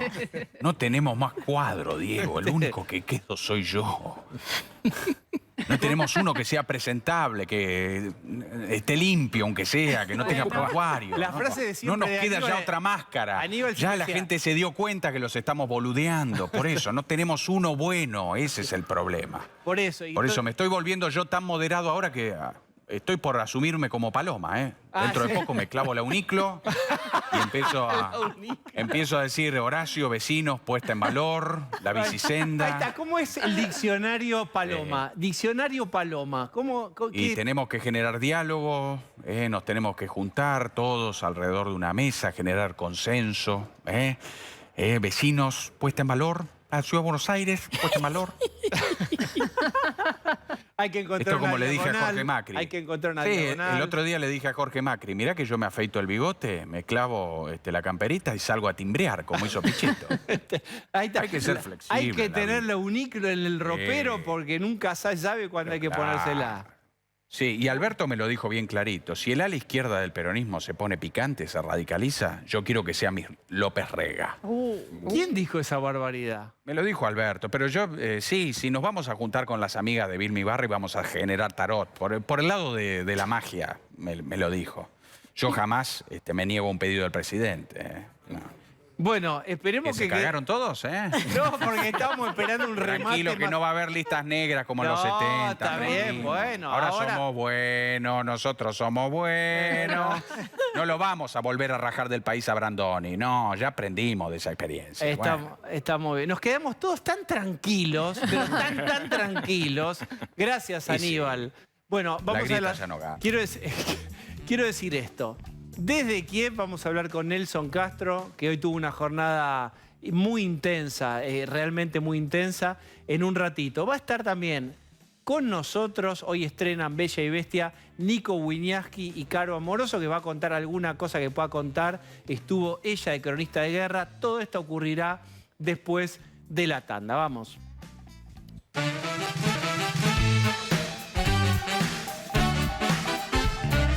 En Ucrania siguen bombardeos a civiles. Un centro comercial hoy tuvo un bombardeo del ejército ruso, 8 fallecidos. Esto no parece detenerse. Está con nosotros Fabián Calles, analista internacional. ¿Cómo estás? Buenas noches. ¿Qué dirías del día de hoy, de las últimas horas, de lo que pasa en Ucrania? ¿Cómo definirías este momento de la guerra? Y que Rusia está... El plan A no salió y ahora está en el plan B. ¿Cuál era el A? ¿Cuál es el B? El A era una guerra relámpago de 3 días. Un desembarco helitransportado en Kiev, que colapsara el gobierno. El plan original era eso. Ahora estamos en el plan B. ¿Y qué impidió el plan A? Y podemos llegar al plan C. El plan B impidió el plan A? ¿Cómo se llama el plan B? El plan B es avanzar, tratar de no arrasar las ciudades, atacarlas pero no masivamente, porque el discurso de ir a ayudar a los ucranianos a liberarse de los nazis y destruir las ciudades, hay una dificultad en el discurso, ¿no? Lo que pasa es que las fuerzas ucranianas no se rinden, están bien equipadas, tienen un presidente que es un mago con las redes sociales. La economía rusa es una economía chica, es una economía más chica que Brasil, más chica que Italia, más chica que Canadá, dependiente de 2 commodities, que es el gas, que es una fortaleza porque Europa depende de eso, pero también es una debilidad porque es un precio que no controla. Si Arabia Saudita abre el grifo, Estados Unidos abre el grifo, los precios se derrumban, ¿no? O sea, no es un gran productor de materias tecnológicas de consumo masivo como China, como Alemania, como Estados Unidos. Y el plan B es avanzar todo lo que se pueda, rodear las ciudades, ver si puede tomar... Todavía Rusia no tomó ninguna ciudad de más de 500.000 habitantes. A propósito, no sé qué pasó con el ultimátum a Mariupol. Y le contestaron que no. Tienen 24 horas para dejar la casa, claro. Si no, entramos. ¿Y qué pasó? Si vos nos destruís antes las ciudades con artillería, con bombardeos, un combate urbano con las armas que tienen los ucranianos, que tienen las mejores armas que pueda tener Occidente, antitanques, o sea, uno ve los videos, cada soldado ucraniano tiene un cohete antitanque, digamos, ¿no? Un poco usual, porque son cosas relativamente caras, ¿no? Bueno, va a ser una carnicería, digamos, para los dos lados y especialmente para las fuerzas rusas. ¿Esas son las armas que les está proveyendo Occidente? Occidente le está proveyendo desde el 2014. El ejército ucraniano no empezó ahora a armarse. Digamos, primero que todo, el ejército ucraniano hereda todo el arsenal de la Unión Soviética. O sea, cuando se derrumba la Unión Soviética, en Ucrania quedan 1.100 cabezas nucleares que quedan en manos del gobierno ucraniano, que las entrega en el 94 a Estados Unidos y a Rusia a cambio de ayuda económica americana y el compromiso firmado de Rusia de nunca violar su soberanía, ¿no? Entonces, pero lo que no entrega son toneladas y toneladas de armamento de todo tipo. Cuando uno ve los choques armados, hay mucho material de la época rusa, ¿no? Fusiles de asalto, lanzacohetes. Ucrania era un arsenal importante de la Unión Soviética. Y después de que toma el gobierno pro-occidental el poder después de la Revolución Naranja, digamos, más de 27.000 soldados, oficiales y suboficiales ucranianos fueron entrenados en campos de entrenamiento de la OTAN. O sea, ¿cómo Putin no leyó eso? Porque lo que vos describís es muy claro y habla de una situación que vos la podés analizar, pero ¿cómo Putin antes de ingresar no pudo ver eso? ¿Qué lectura errónea hizo? Yo creo que Putin cometió... Es un hombre que manejó muy bien las relaciones internacionales, de hecho manejó muy bien la propaganda. Yo a mis alumnos de izquierda de la universidad les gusta Putin y a los grandes empresarios les gusta Putin. Digamos, a los clericales les gusta Putin y a los ateos les gusta Putin. ¿Por qué? Porque él manejó ese marketing. O sea, manejó ese marketing de elogiar a los zares, de sacar a los cadáveres de los zares y ponerlos en la iglesia, de llevarse... El único hombre que habla de par en par con él es el patriarca de Moscú, el único que tiene derecho a hablarle, mirarle a los ojos, pero al mismo tiempo encarna el antiamericanismo. Entonces, ¿no? Es un dato interesante. Entonces, la izquierda lo apoya por ser antiamericano, la derecha lo apoya porque es capitalista, petróleo, gas. La derecha más dura de Europa le gusta que es clerical, que es zarista, que pone orden, que es homofóbico, ¿no? Entonces había logrado un soft power muy importante. Ese soft power obviamente no resiste hoy, ¿no? Pero ¿cómo no logra entrar a Ucrania de una manera decisiva? Vos decís, para tomar una gran ciudad, primero tenés que bombardearla, tenés que ir a la guerra cuerpo a cuerpo. ¿Por qué no está haciendo eso Putin? No está haciendo quiere, eso porque no puede. A ver, poder podría. A ver, hay dos dificultades. Son pocos hombres. Rusia tiene en operaciones 160.000 hombres. Si uno agarra la ecuación cantidad de soldados por kilómetro cuadrado y población a controlar, es la más chica en 200 años. O sea, es una ocupación que no puede ser capilar. ¿Y cuántos de esos son soldados profesionales y cuántos son conscriptos, que se vieron muchos? A ver, te respondo con dos cosas previas. Primero que todo, hay algo raro en el proceso decisional de Putin, que no se vio en 22 años. Putin llama a una reunión de ministros para que en televisión lo apoyen. Insólito, jamás pasó. Y el que no lo apoya en tele es su jefe de inteligencia, o sea, el hombre más informado de Rusia después de Putin, que él denigra en público, ustedes habrán pasado el video 200 veces, ¿no? Sectores de las Fuerzas Armadas rusas también tenían serias dudas. Y lo más grave de eso, que es 10 días después, él se compromete a no llamar a la reserva y le habla a las madres rusas que no va a usar conscriptos, con lo cual se ata las manos de cantidad de efectivos. O sea, él tiene que usar lo que están bajo bandera, profesional, cobrando un sueldo.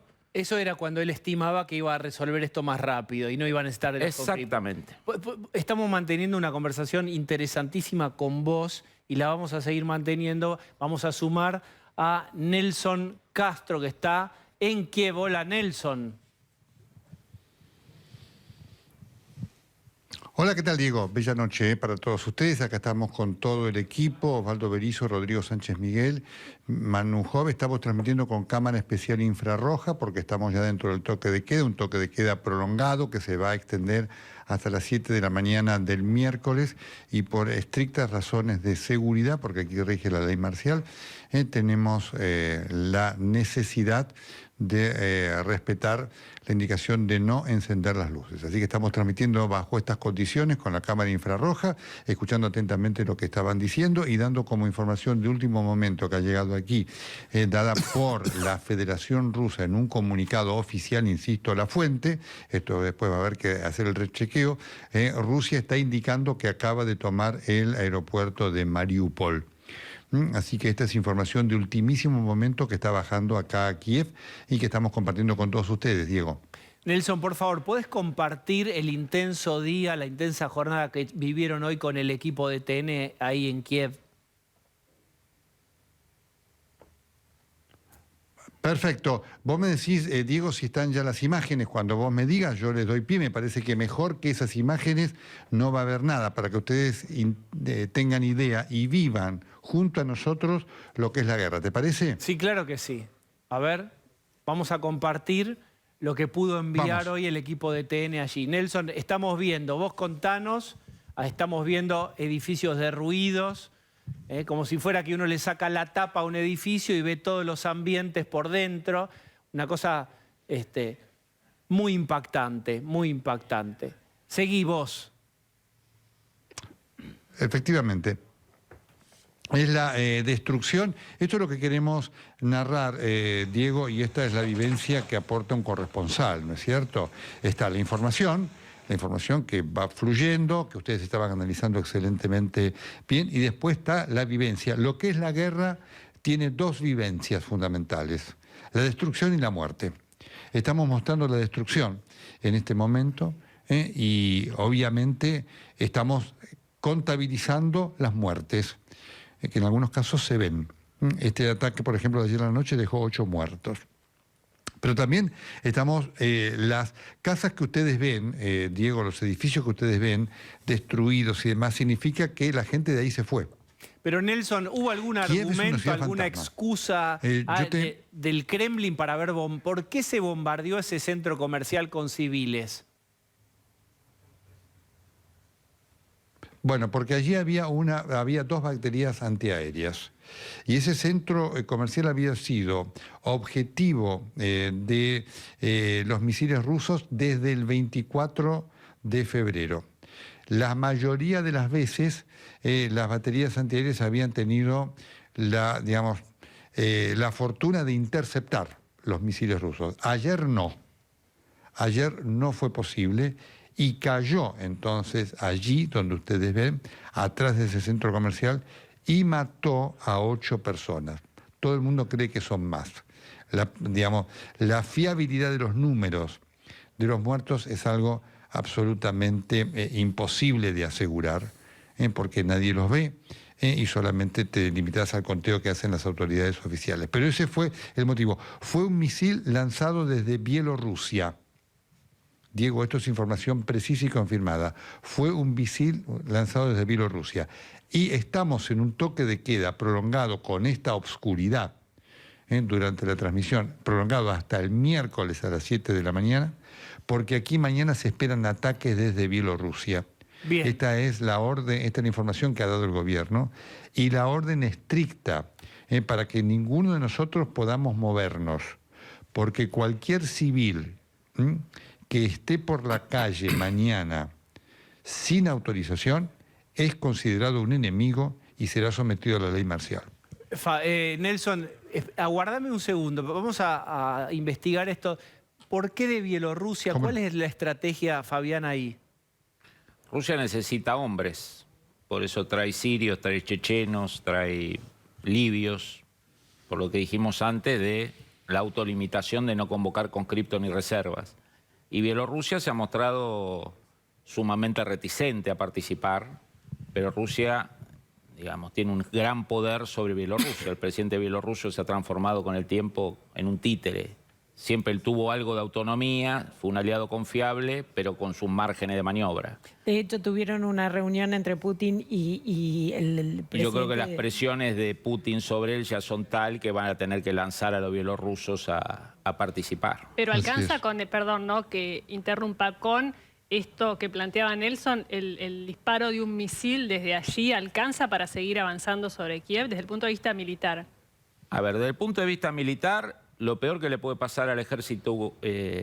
a ver, cuando ustedes muestran las líneas de avance rusos, ustedes ven en los diarios hacen esa mancha roja o azul o amarilla que avanza. No implica que Rusia controla todo eso. Lo que marca la línea es donde llega el primer tanque, o el último si quiere. Pero en los costados, en los bosques, por ejemplo, Rusia no tiene la cantidad de efectivo para un control capilar. Estamos en temporada de barro. Se está deshielando Ucrania. No se pueden usar caminos colaterales, hay que usar las rutas, hay que usar el asfalto. De ahí se ataca. Entonces, las fuerzas blindadas rusas, si se van al campo, se entierran. Si van a los caminos, las atacan. ¿Se entiende? O sea, la cantidad de efectivos... Ucrania es el segundo país más grande de Europa. Digamos, uno a veces pierde las dimensiones porque estamos acostumbrados a las dimensiones latinoamericanas. Pero es un país de 40 millones de habitantes, muy grande, digamos. Y lo que tiene que hacer Rusia ahora es rodear las grandes ciudades, el paso sucesivo es la destrucción de la ciudad. Saturar la ciudad con bombardeos aéreos, artillería, lanzacohetes, arrasar con las ciudades. El dilema que tiene Rusia es, ¿se hace eso en el siglo XXI? ¿Cómo yo salgo de esto? ¿Cómo yo salgo de 200.000 muertos civiles? ¿Y tiene algún prurito con Kiev en particular? Se habló mucho de lo que significa Kiev para la cultura rusa, lo que significaría para Putin destruir esa ciudad que es históricamente tan importante. No, obviamente está... Bueno, lo que pasa es que no se rinde. No es que no se rinde Kiev, no se rinde Odessa, no se rinde Mariupol, no se rinden ciudades que están a kilómetros de la frontera rusa. Digamos. Ese es el tema, ¿no? Entonces... Lo que le queda a Rusia ahora es rodear las ciudades. Ahora, ¿tiene hombres para rodear plenamente las ciudades? No. ¿Puede destruirla? Sí. ¿El problema de Putin y de Rusia se acaba atacando las ciudades? No, porque el ejército ucraniano se ha transformado en un ejército partisano. Los alemanes cuando controlaban Italia, controlaban Roma, controlaban Florencia y los mataban por la calle, por la ruta, por los caminos, por las colinas, porque los partisanos no enfrentaban, digamos, de frente a la Wehrmacht. O sea, el ejército ucraniano hace años que se viene entrenando para la guerra que tiene que hacer. En el este, una guerra de guerrillas. En el oeste, una guerra asimétrica. Quiero volver a Nelson. Nelson, vos nos escuchabas atentamente. ¿Qué pensás? ¿Qué puede hacer el equipo mañana, pasado? Mañana tenés toque de queda, también están condenados a estar encerrados en el hotel todo el día. Esa es la jornada que les espera. Efectivamente, quiero destacar el análisis que estabas escuchando porque es así de exacto. Lo primero que quiero marcar antes de esto es esto, Diego, esto desde el análisis lo quiero corroborar, porque lo que estaban diciendo allí es perfecto con los testimonios, que como te decía Diego es el valor de los corresponsales, ¿no es cierto? Todos, absolutamente todos con los que he hablado desde que estoy acá, todos dicen, nosotros vamos a ganar. Sean soldados, voluntarios, profesionales, ama de casa, lo que fuera. Todos dicen, vamos a ganar. ¿Qué podemos hacer mañana? Nosotros tenemos mañana un día difícil. Difícil porque tenemos que estar en alerta absoluta ante lo que aquí se espera que son bombardeos. Por ende, no solamente tenemos que estar en el hotel, sino que vamos a tener que estar atentos a las sirenas para desplazarnos al refugio. Y en esto, por supuesto, vamos a tener la exigencia de las autoridades. Así que va a ser un día de tensa calma todo el día, al margen de lo que podamos mostrar, que va a ser, digamos, va a ser la calle, las adyacencias. Vamos a estar mostrando esto y vamos a estar mostrando lo que es la vida en un hotel que hace recordar, Diego, a la película Budapest. ¿No? Este es un hotel, digamos, lo que estamos viendo, lo que están viendo ustedes, Diego, es una imagen espectral. Este es un hotel que tiene 11 pisos, que tiene 20 habitaciones por pisos y que está habitado por 22 personas, 4 de las cuales somos nosotros, este equipo de TN. Así que vamos a estar también reflejando lo que representa vivir en este lugar que está a metros del Palacio Presidencial. Bien, te pregunto por último, ¿cómo está el ánimo del equipo de ahí de TN? Están en una zona absolutamente compleja, Uno nunca sabe qué es lo que puede ocurrir con los ataques aéreos, sobre todo estamos viendo cómo por tierra es más dificultoso y básicamente el uso y la destrucción provienen de los misiles, son ataques aéreos. De hecho, Zelensky había pedido que cierren el espacio aéreo y eso no lo puede hacer la OTAN. Pero digamos, ¿cómo están viviendo ustedes esta zona tan caliente? Perfecto. Si me permitís, digo, como venimos haciendo, qué mejor que te contesten ellos. A ver. Cada uno de los integrantes de este equipazo con el cual estamos haciendo la cobertura. Yo me voy a desplazar. Manu Jove, ¿cómo estás viviendo esto? ¿Cómo estás? Bien. Uno a veces pierde el contexto, la dimensión, lo que hablábamos muchas veces, Nelson, de lo que estamos viviendo, lo que estamos cubriendo en pos del laburo que siempre tratamos de llevar y transmitir. Lo que empezamos a ver es que la tensión aumenta, las complicaciones aumentan y, digamos, cada vez estamos más cerca, efectivamente, del epicentro del conflicto, y eso se percibe, obviamente, en nuestro día a día, nos enteramos cada vez de más cosas. Pero bueno, es bueno saber y transmitir a la familia, a los amigos, a nuestros compañeros del otro lado que estamos bien y que también es importante el apoyo que recibimos todos los días de toda esa gente. Este es Manu Jove, que está a cargo de la producción, un fenómeno. Rodrigo Sánchez Miguel, asistente. Creo que bien, no tenemos dimensión de lo que estamos haciendo todavía, me parece, porque no paramos, no tenemos un segundo para pensar, pero gracias al aguante de aquel lado que hace que todo, un motorcito que se pueda seguir, así que estamos bien, por suerte estamos bien. Y un saludo a la familia, que está siempre con el aguante. Perfecto. Osvaldo Berizo, el camarógrafo, ¿sí? Vamos, Osvaldo, que te vean y que te escuchen, ¿sí? Vamos.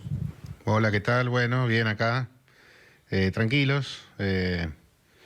Escuchar las antiaéreas toda la noche es un poco intranquilizante, pero bien. Fuerte, estamos bien.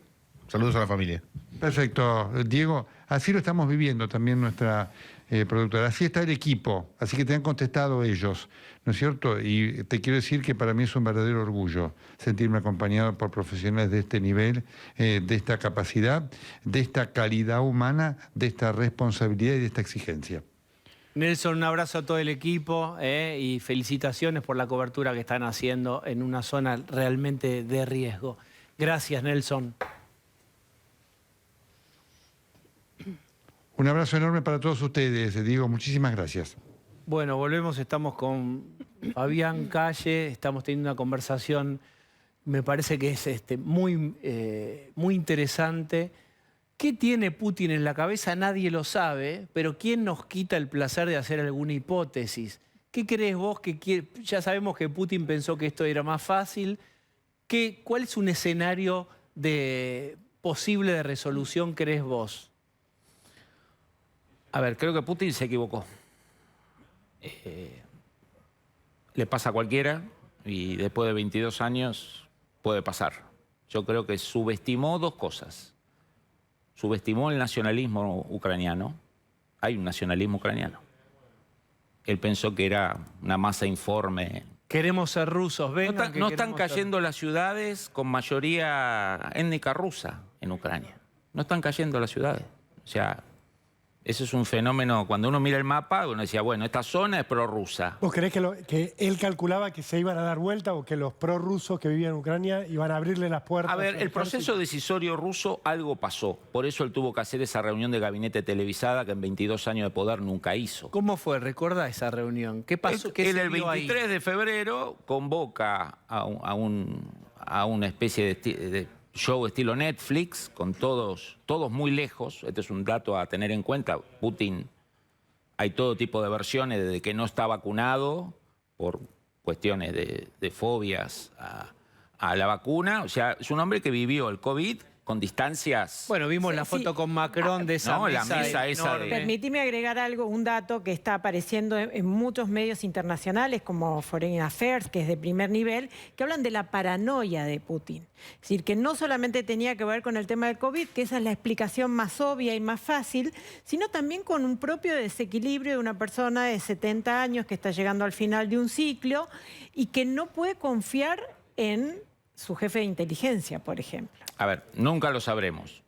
Los datos empíricos que tenemos es algo poco usual para un gobierno de un solo hombre, que es mostrarle al país y al mundo que sus ministros están de acuerdo con él. Algo intrascendente. En ese show, en esa mesa del El segundo dato de eso directorio, sí. es que es de ese gabinete, la persona más informada de ese gabinete no recomienda la guerra. ¿No? Dice, si no queda otra solución... ¿Eso televisado? Eso fue televisado, ustedes lo pueden buscar en las redes, y se come un reto antológico. Habla claro, le dice, habla claro, ¿no? A su jefe de inteligencia, ¿no? Después lo que hay son versiones, siempre versiones, que los mandos militares tenían algunas dudas. Digan alguna duda si esto iba a ser algo de 48 horas, 72 horas. ¿Y dónde se muestra quizás el exceso de confianza de la operación? Para los que seguimos los temas militares, el primer día hay una operación helitransportada a Kiev, para tomar Kiev. O sea, no se arranca por Donbass, Odessa. Hay una operación que es atacar con helicópteros Kiev, que es repelida, que fracasa. Digamos. O sea, una operación estilo Entebbe. Voy, tomo el poder, mi presencia y la entrada de las fuerzas, pocos hombres, 160.000 hombres en 5 líneas de ataque. Eso quiere decir que cada línea de ataque tiene pocos hombres. ¿Se entiende lo que estoy diciendo? Sí. Grandes líneas, digamos. Y si haces una operación tan dispersa, con 5 lanzas, con relativamente pocos hombres, y rápida, que vos pensás que va a ser rápida, vos no vas a preparar en exceso la logística. No vas a preparar tonelada de comida, combustible para una guerra de 90 días, 100 días, porque va a ser relativamente rápida. Entonces, ¿dónde se refleja eso? En la cantidad inmensa de vehículos parados en la ruta, no destruidos. Parados porque no le funciona la nafta o tienen problemas mecánicos. Segundo, soldados rusos que entran al supermercado a llevarse comida. Hay videos, decenas, centenares de videos de soldados rusos que saltan de los tanques. Ahí hay uno muy divertido de una estación de servicio para la camioneta blindada, salen y entran a las heladeras del mini market a llevarse pan, jamón. Hay un chiste ahora en Ucrania que dice que la mejor forma de atacar a los rusos es poner bombas en las heladeras de los supermercados, digamos, ¿no? O sea que tienen cero comida por parte de su ejército. Digo, ahí lo que se muestra, a ver, se ven columnas de tanque larguísimas, sin protección de infantería. Eso quiere decir que esos gigantes al costado pueden ser destruidos con lanzacohetes, digamos. Y Ucrania tiene muy buenas defensas aéreas. Cuando la gente habla de la zona de no vuelo, que es imposible porque iríamos a la Tercera Guerra Mundial, Ucrania tiene una zona casi de no vuelo, del suelo a los 5.000 metros. Porque tiene misiles y capacidades, tienen los misiles portátiles americanos, los británicos. No es tan vulnerable por aire, entonces, Ucrania. A ver, ¿por qué Rusia en el siglo XXI tira bombas, como le llamamos en la jerga, bombas bobas, no guiadas? Heladera de 500 kilos con explosivo. ¿Por qué? Porque no quiere encarar un ataque donde él tira armas inteligentes, pero también el de abajo tiene armas inteligentes. Ahora, entonces tira desde gran altura, bombas que pegan en cualquier lado. Claro. Misil hipersónico del otro día. Ustedes habrán puesto ese misil hipersónico. ¿Hay dos explicaciones o las dos son simultáneas? Una es propaganda. Ok. ¿Qué es un hipersónico en un párrafo? Hipersónico es las armas más nuevas que hoy están desarrollando Estados Unidos, China. Es un misil que en vez de ir a 1.000 kilómetros, 1.500 kilómetros, va de 5.000 a 10.000 kilómetros por hora. Imagínense un vector que hace 2.000 kilómetros a 10.000 kilómetros por hora. Así, ¿no? Sí, es muy difícil de interceptar, imposible de interceptar. ¿Por qué Rusia usa para atacar un blanco importante en Ucrania no los misiles cruceros tradicionales que tienen miles? ¿Por qué usa algo tan sofisticado, tan escaso y tan caro y que si falla, Estados Unidos se queda con el misil tecnológico, con la última joya de la tecnología rusa, si alguno falla, ¿no? Si algún pedazo cae, ¿no? Para atacar un blanco? Una de las explicaciones son las defensas aéreas. Y Nelson Castro recién hablaba, ese shopping le tiraron con todo desde el 24 de febrero, y 23, 24 días después recién le pegan. ¿Por qué? Porque las defensas aéreas interceptaron misiles. No es fácil interceptar misiles. Vos decías al principio que había un plan A, que falló, la guerra relámpago, un plan B que es sobre las ciudades, que está fallando. ¿Puede haber un plan C? El plan C es tierra arrasada y volver a la campaña de la Segunda Guerra Mundial de Stalingrado, digamos. Ahora, usted hablaba del soft power y una de las cosas que también parece haberse sobreestimado es la posibilidad de los ciberataques que podía hacer Rusia, que tampoco se están viendo. ¿Por qué cree que eso no se activó si eso es posible activarse? Porque las blancas también juegan. Del otro lado, hay una alianza atlántica que junta, o sea, Estados Unidos gasta en defensa 12 veces más que Rusia, 12 veces más. Los países europeos de la OTAN, que gastaban poquito hasta ahora, que ahora va a empezar, Alemania desde la semana pasada es el tercer presupuesto militar del mundo, si uno suma el presupuesto de defensa de los países europeos de la OTAN y Estados Unidos es $1 trillón. Y el presupuesto de defensa ruso son $65.000 millones. ¿Cuál es el segundo? O sea, primero Estados Unidos. Estados Unidos, China y ahora Alemania. Permítanme, vamos a hablar de otras armas que son las de la comunicación, la de la persuasión, el lavado de cerebro. Contá lo que vas a presentar. Bueno, dentro de las cosas que circulan tienen que ver con videos y en este caso vamos a ver un video que está diseñado como apoyo a la propaganda rusa y se ve una gente que está en una especie de fiesta de mascotas, ¿no? Y ahí están disfrutando. Todo esto está pensado para legitimar la posición de Rusia y ahora van a ver por qué. Toca timbre esta persona y le preguntan qué lindo perrito que tiene y le dice es un Siberian Husky. O sea, un ruso. Y ahí como que se para la fiesta porque dice, no, si es siberiano, no lo podemos aceptar. También en línea con toda esta idea de que Occidente está cancelando a Rusia, ¿no? De que pobre Rusia, se cancelan los artistas, se les cancelan los deportistas, se le cancelan las redes sociales. Obviamente hacen este tipo de propaganda, esta propaganda es difusa, aparece en las redes sociales y el mensaje un poco es, bueno, no lo discriminen, van a ver, se va el señor con su Siberian Husky rechazado por los otros perritos del mundo y los perritos van atrás de él, ¿no?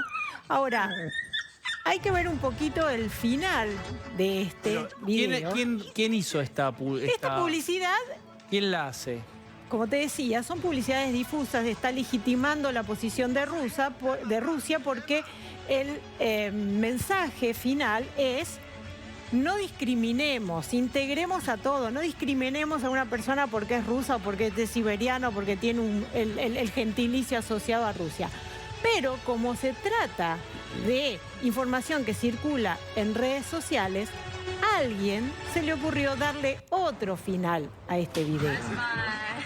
O sea, hicieron una intervención audiovisual sobre esto. A ver cómo quedó. Ahí lo que decían es, bueno, no discriminen a Rusia, pero lo que agregaron es no maten a niños, no maten a mujeres, no maten a civiles, detengan la guerra. Entonces la pregunta es, ¿cuánto apoyo interno de la población rusa llegamos a saber si tiene o no Putin?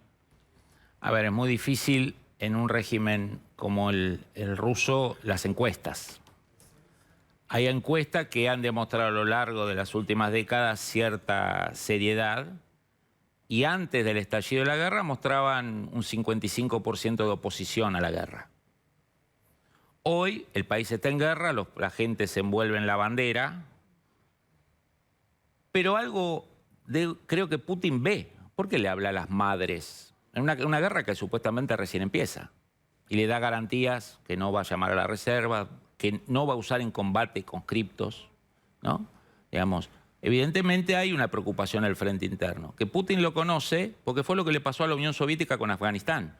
Uno de los problemas que socavó, además de los errores económicos, exceso de planeamiento, corrupción que derrumbó a la Unión Soviética, fue la guerra de Afganistán, fue la organización de las madres de miles, de 20.000 soldados rusos que murieron en Afganistán, que empezaron a reclamar a mediados de los 80 por el tema de sus hijos. Hay un tema de madres y familias de soldados y muertos. Bien, y hemos visto también un estadio hace pocos días repleto con un acto nacionalista en donde Putin fue el centro y fue, digamos, repleto de consignas justamente recuperemos a aquella Rusia zarista, el orgullo multinacional de Rusia, es decir, como diciendo, Ucrania es nuestro, es parte de la... Pero hubo otra cosa además, que es poco usual en Putin los estadios llenos. Sí. La reunión de gabinete es poco usual, que se arrete a un jefe de inteligencia en público es poco usual, y los estadios de fútbol estilo sudamericano es poco usual, ¿no? Son cosas que piensan... Y lo otro poco usual es que Putin siempre había sido muy equilibrado en mostrarse como heredero del zarismo, pero sin repudiar a la Unión Soviética. Cuando dijo, una de las grandes tragedias del siglo XX fue la caída de la Unión Soviética. Pero al mismo tiempo recuperaba los cadáveres de los zares. En esta campaña de Ucrania, destroza a Lenin. Se pasa todo enero y todo febrero acusando al comunismo y a Lenin de haber inventado Ucrania, ¿no? Esta es una ruptura muy fuerte que la izquierda latinoamericana no sé cómo va a procesar, digamos, ¿no? Diciendo el culpable de esta aberración geográfica fue Lenin. En una famosa... Él ya lo empieza el año pasado cuando Lenin Pero entonces hay una pretensión refundacional, medio megalómana de Putin para inscribirse en el libro de historia de un modo, ahora que, como explicaba Adriana, está en 70 años, no sabe él. Hay tanta especulación hasta si tiene alguna enfermedad o no, no tiene ninguna certeza esto que digo. Por eso digo, a ver, vayamos a los hechos. Los hechos son conductas anómalas, que ya hemos visto, lo cual no implica equivocadas o no, diferente a lo que se vieron en 22 años. Y después un dato importante que cambia a Putin es que era un hombre de equilibrios. Capitalismo americano, capitalismo europeo, capitalismo chino.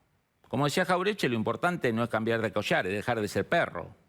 Si vos te peleas con Estados Unidos y en Europa, te queda un solo polo capitalista en el mundo, que es China, país que Rusia y China se detestan desde la época de los zares y los emperadores, se detestaron durante la Unión Soviética, excepto 4 años del 49 al 53 entre Mao y Stalin, y después... Pero ahora tienen un... Y ahora son los, como dicen los chicos, los besties, ¿no? Los mejores amigos. ¿No? Los mejores amigos. Ahora, si yo monto un proyecto nacionalista, zarista, emancipador, lo peor que puedo hacer es quedarme anclado a una potencia mucho mayor que vos, como es China. O sea, China hoy ya gasta 4 o 5 veces el presupuesto de defensa chino. Tiene una economía que ya es por lejos la segunda economía del mundo, 8 o 9 veces más grande que la de Rusia. Población 10 veces más grande que la de Rusia.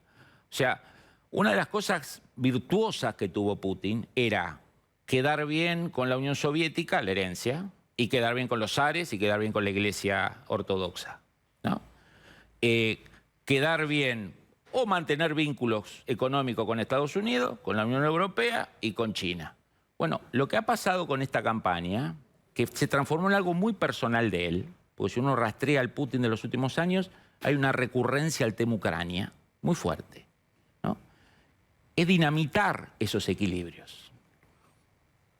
Lenin se equivocó, fue un mal gobernante, nos dejó este estropicio, se acabó el tema de la herencia soviética, ¿no? Rompo con Estados Unidos, rompo con Europa. Final incierto, no solamente de la guerra, sino de la propia figura de Putin, que un poco gira sobre el recorrido que había hecho. Te podemos volver a invitar otro día. Obviamente tenés que decir que sí en este momento, y te agradezco. Y me voy a ver a 2 queridos amigos que hoy tienen su debut. Y deben estar nerviosos, y si están nerviosos es porque es un desafío y siempre es, la verdad que es hermoso empezar un proyecto nuevo. Y son Caro y Nico. ¿Cómo están? Muy nerviosos yo. ¿Estás nervioso? Sí, yo sí. ¿Un nervio bueno o un nervio malo? No, bueno, sí, se podría diferenciar. Bueno. Los nervios del desafío. ¿Vos, Caro? Bueno, más como perdida un poco todavía. ¿Qué hora es en Ucrania ahora, en Argentina? 5 horas más, claro, 5 horas más. Bueno, les tengo que preguntar a cada uno, Bella y Bestia, hoy después de... Bella y Bestia. Claro, él ya cantó Bella, de arranque me dijo que cantaba Bella. No, ya se van a enterar de eso, ¿no? El nombre generó Genera ese enigma, ¿no? Sí. Pero ya vamos a hablar de eso. Sí, estamos muy contentos. Es un programa diferente, es un desafío. Viene ella recién de donde viene. Así que hoy vamos a hablar un poco de eso. Va a haber una entrevista larga, Caro, va a contar todo. Danos alguna impresión, digamos. La verdad, te felicitamos.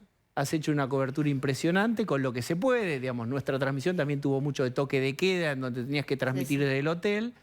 Dame alguna primera impresión. Seguramente vas a contar el mejor corte, te lo vas a guardar para tu programa y te entendemos. Y pues está acá tu socio. Contanos algo de lo que viviste ahí que te impactó. Y creo que el primer impacto es la primera imagen. O sea, es el primer metro que haces en territorio ucraniano en esos días, ¿no? Después de que nosotros llegamos 2 días después de la invasión, ¿no? Entonces, realmente lo que se veía era apocalíptico. ¿Qué era? Y es esa sensación de que un país se te venía encima.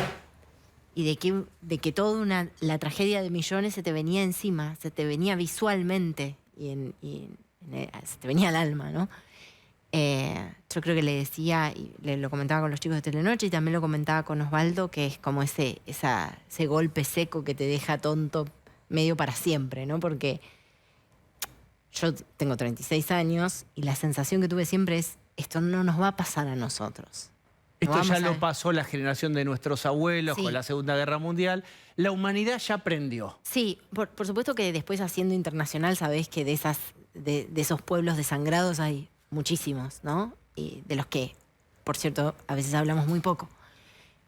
Pero la vivencia de que se te venga encima de tus ojos, de tu alma, es transformadora para siempre. Tenés la certeza de que ya hay algo adentro tuyo que no vuelve a ser igual. ¿Cuál es la primera imagen o persona o lugar que te representó la guerra que se te vino encima? Eso, pasar el puesto fronterizo de Polonia, entrar a territorio ucraniano, que además ves el cartel con los colores que vas a ver después durante todos los días que estés ahí. Bueno, nosotros estuvimos en total de cobertura 18 días, el azul y el amarillo, y esa ruta con la gente, las mareas humanas. Ahora, de alguna manera, se organizó este éxodo tan masivo de 3 millones de personas, se organizó en el contexto en que se puede.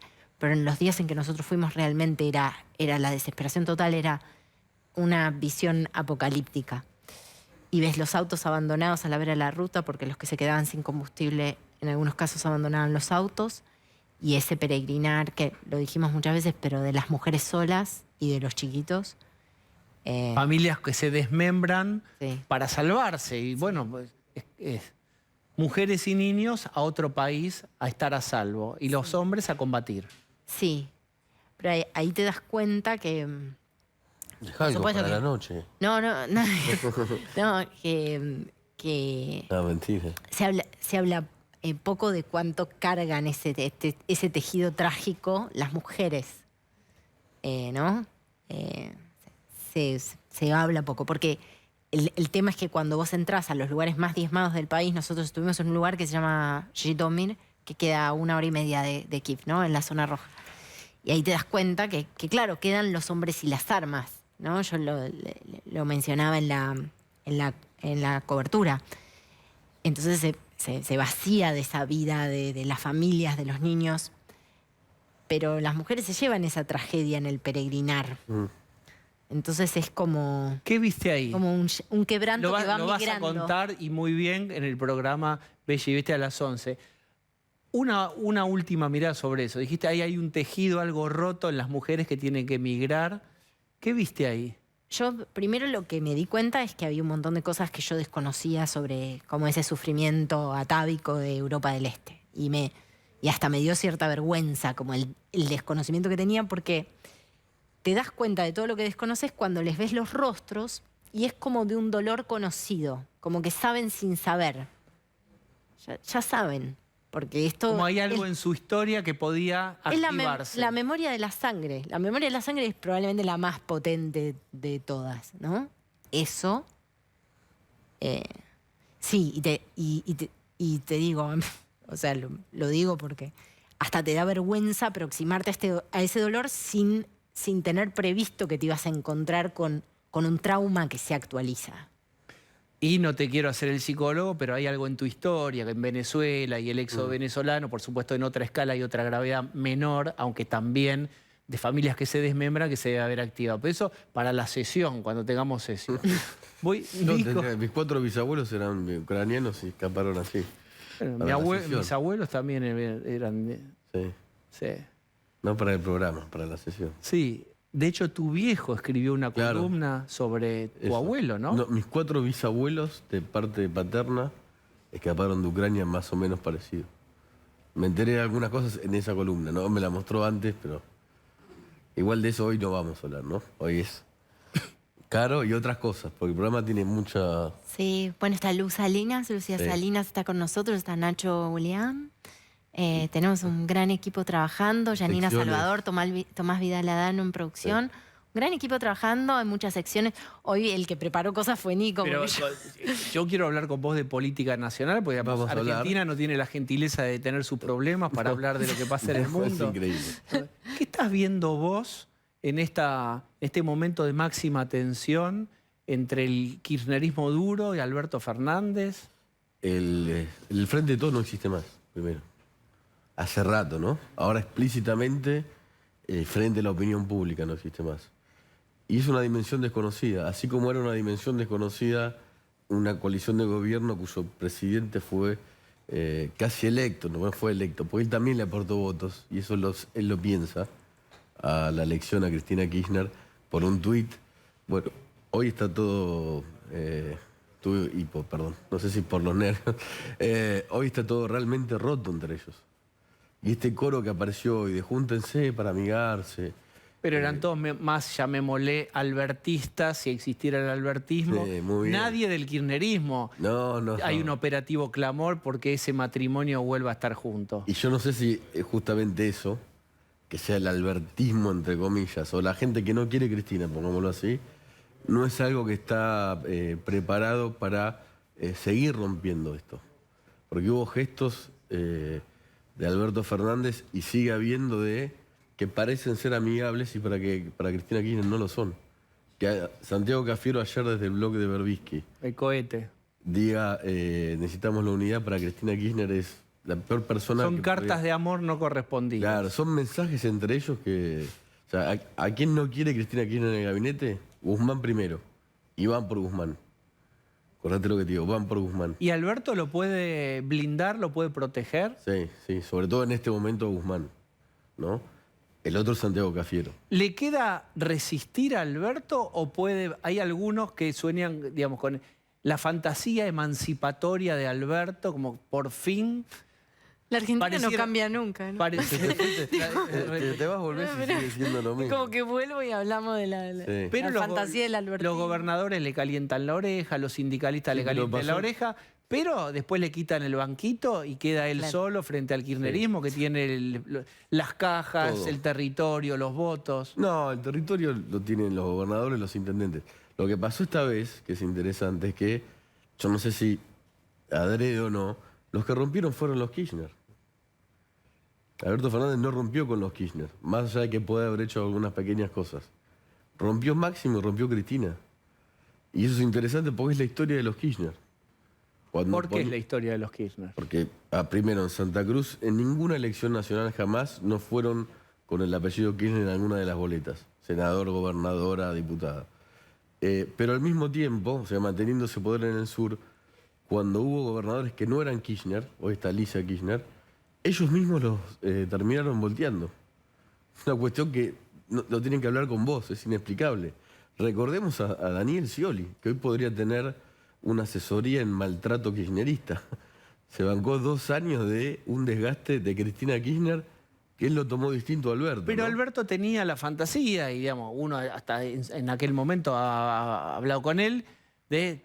Cristina me eligió porque sabe que conmigo yo no le voy a decir todo que sí, yo no soy, digamos, con mucho tiene vínculo con Scioli y respeto, pero no se ve Scioli, Alberto, o no se veía Scioli. No. Scioli 8 años se bancó, si empezamos a recordar, de todo, podría haber reaccionado de otro modo, no lo hizo. Alberto Fernández, que tiene otro carácter, reaccionó. Y en realidad reaccionaron los Kirchner, ¿no? Máximo renuncia con una carta bestial. Ahora, no lo Hablamos de habían, Bella y entre Bestia, comillas, Nico, no lo habían contratado para que arregle la deuda, para que haga un giro al centro. No tenía que hacer ese trabajo ingrato y por eso fue, entre comillas, contratado Alberto Fernández. ¿Qué se le reclama? Si el contrato original era un poco eso y desengancharla de las causas judiciales. Yo te voy a decir lo que dicen los asesores de Alberto. Se le reclama sumisión total. Ah, bueno. Sumisión total. Que haga todo lo que diga Cristina Kirchner. Y ya está roto la relación. Digo, la carta pública de renuncia de Máximo Kirchner al cargo legislativo, no a la banca que viene con fueros, porque podría haber renunciado fuerte, como renunciaron los menemistas que estaban en contra del indulto cuando fue el indulto. No se quedaron en la banca, se fueron, ¿no? Son igual situaciones que se pueden comparar y no. Bueno, ellos fueron los que de golpe dicen, no, Máximo Kirchner, esta negociación con el fondo está mal, va a terminar mal, y Cristina Kirchner, según Horacio Berbisky, que es algo que el presidente sabe que tiene que leer el domingo a Berbisky para enterarse de algunas cosas, la última columna dice algo así como: Cristina cree que en un mes esto termina mal. O sea, ella tal vez quiera despegar. Si ese es el escenario imaginado. Vendiendo que ella siempre se peleó con el fondo y que el fondo nunca estuvo acá, cosa que no es así. Caro, ¿cómo te cambia la perspectiva? ¿Qué sentís vos escuchándonos hablar de política nacional, digamos, de balas de Twitter? Tienen consecuencias claramente la economía y la política, habiendo pasado por una experiencia de guerra real. Decilo. Que de verdad... sí, a mí a veces me entristece lo chiquita que es la conversación en la Argentina. Me entristece un poco, porque estamos en loop discutiendo muchas...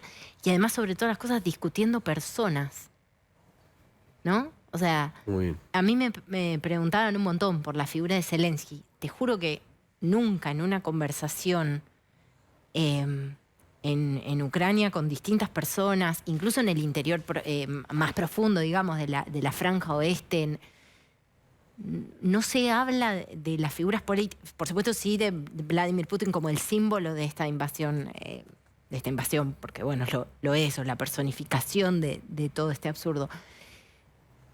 Pero es tanto más lo que se les juega, creo que alguna vez se lo dije, se les juega tanto el mundo al que quieren pertenecer, que es, bueno, eso, es cuando a los hombres se les juegan las ideas, los valores, No quiero comparar ni establecer un contraste. No, pero está bien. Está muy bien. Pero, que acá no hay ideas. Pero sí es cierto que y a veces, por eso hablo en primera persona, ¿viste? Cuando hablo de quizás las trampas en las que caemos, porque yo misma, ¿no? A veces me entretengo en esa conversación sobre las personas o las disputas o la política vernácula, y me parece que es una conversación muy... Chiquita, dígalo, no muy busque chiquita. Sinónimo porque la palabra es chiquito. Sí, pero que tiene un costo. Dar malas conversaciones tiene un costo para la construcción del futuro de un país. Absolutamente. Luz corta. Estamos viendo luz corta. Exacto. Chicos, ficha técnica. Entonces, ¿van de domingo a jueves? Sí, como vos. Ay, qué lindo, van a trabajar los domingos. Vamos a trabajar Todos sus familiares los van a amar. Ah, bueno, Sí, nos van a Les querer deseamos mucho. muchísima Claro, suerte y sí, van a tenerla hoy gracias. larga. Entonces, a las 11 está Lucía Salines, Nacho Bulián. Sí. Y Nuevas secciones. nuevas secciones. O secciones nuevas, porque el programa es nuevo. Sí. Vamos a Hoy ver un cómo poco nos atípico, sale, hoy va a ser ¿no? un poco atípico, pero bueno, ya nos teníamos que reencontrar al aire, así que... Bien, bueno. Con nervios buenos. Los nervios sanos del desafío. Bueno, gracias por haber compartido A vos, Diego, muchas este gracias. ratito con nosotros. Bueno, ¿yo qué es lo que tengo que hacer? Voy a mandar a un corte, claro que sí, dale, vamos.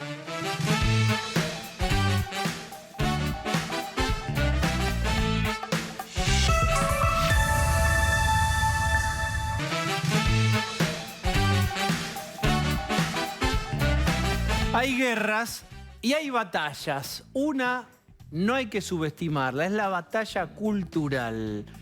Cómo se valida o invalida a personas, actores sociales. Milagro Sala, sí, Milagro Sala, que está condenada por malversación de fondos públicos, con infinidad de testigos, insisto, está condenada. es vista por una universidad de periodismo como una perseguida política. Por eso fue premiada. Adriana Amado nos va a contar después de este video, fíjate. Ahí está Saint-Tout, con mis compañeras de periodismo de la Universidad de La Plata, entregamos el Rodolfo Walsh a Milagro Sala por la belleza de su lucha. El Walsh que comparte con Cristina, Chávez, Evo, Correa, García Linera, Hellman, Galeano, Horacio González y León Gieco. Los pueblos siempre vuelven. Se olvidó de Lanata, porque a Jorge Lanata le dieron ese premio, debería estar en la lista Ni siquiera, de premiados. ni siquiera está en la Wikipedia. Lo han invisibilizado directamente porque lo devolvió. Pidió devolverlo en su momento, Jorge lo Sí, pero no se lo muchas veces. aceptaron. No se lo aceptaron, Por eso te lo pero bueno, decía. está en un limbo. Hay Bueno, que no, ver. digo, si vas a poner la lista de premiados, deberías poner a Jorge Lanata también. Este Contra es el esa, ahora primero. queda mal, Adri, me parece. Este es un premio que da hace mucho tiempo la Facultad de Periodismo de la Universidad de La Plata, mucho antes de que se llamara Néstor Kirchner la facultad. Lo que pasa es que inicialmente era un premio a la trayectoria profesional, a la investigación periodística, a la mejor tesis, pero últimamente se está dando con este valor testimonial, digamos.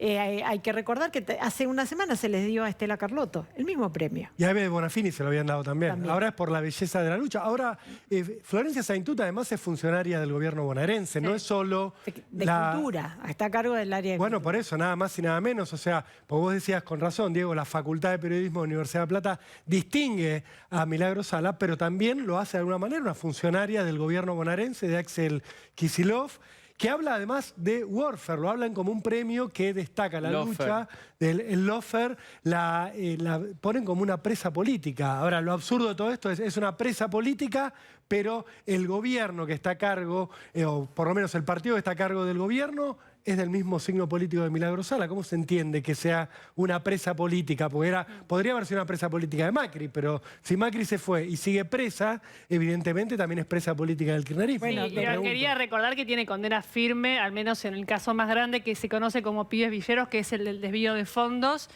enorme cantidad de millones de pesos. Ahí hay una condena por 13 años de cárcel. Tiene otras que son, por ejemplo, por lesiones, digo, de todo tipo, de todos los colores. Y no estamos hablando de acusaciones que no fueron investigadas, sino que tienen doble instancia de confirmación en muchos casos. Bien, no es la única persona que está condenada y es resignificada en términos de perseguida política. Amado Boudou fue homenajeado, no directamente, pero se lo invitó a un acto en Cancillería, se lo sentó en primera fila. No te estoy yo diciendo que alguna cátedra de comunicación de la UBA lo invitó a dar su opinión y empezaron a reinsertarlo en la sociedad. Ya oficialmente se lo había convocado a la primera fila en Cancillería cuando se homenajeó un aniversario del fallecimiento de Héctor Timerman, lo recuerdan, de modo tal que hay sororidad, sororidad de los compañeros, no de las compañeras, y es un compañero, no es alguien que delinquió, no es un delincuente, es un perseguido político. Este es un trabajo semántico y está sellado con sello oficial y está homologado. Esto también es batalla cultural. Muy bien, hemos llegado al final. Ahora Joaquín Morales Solá desde el Llano. Hasta mañana.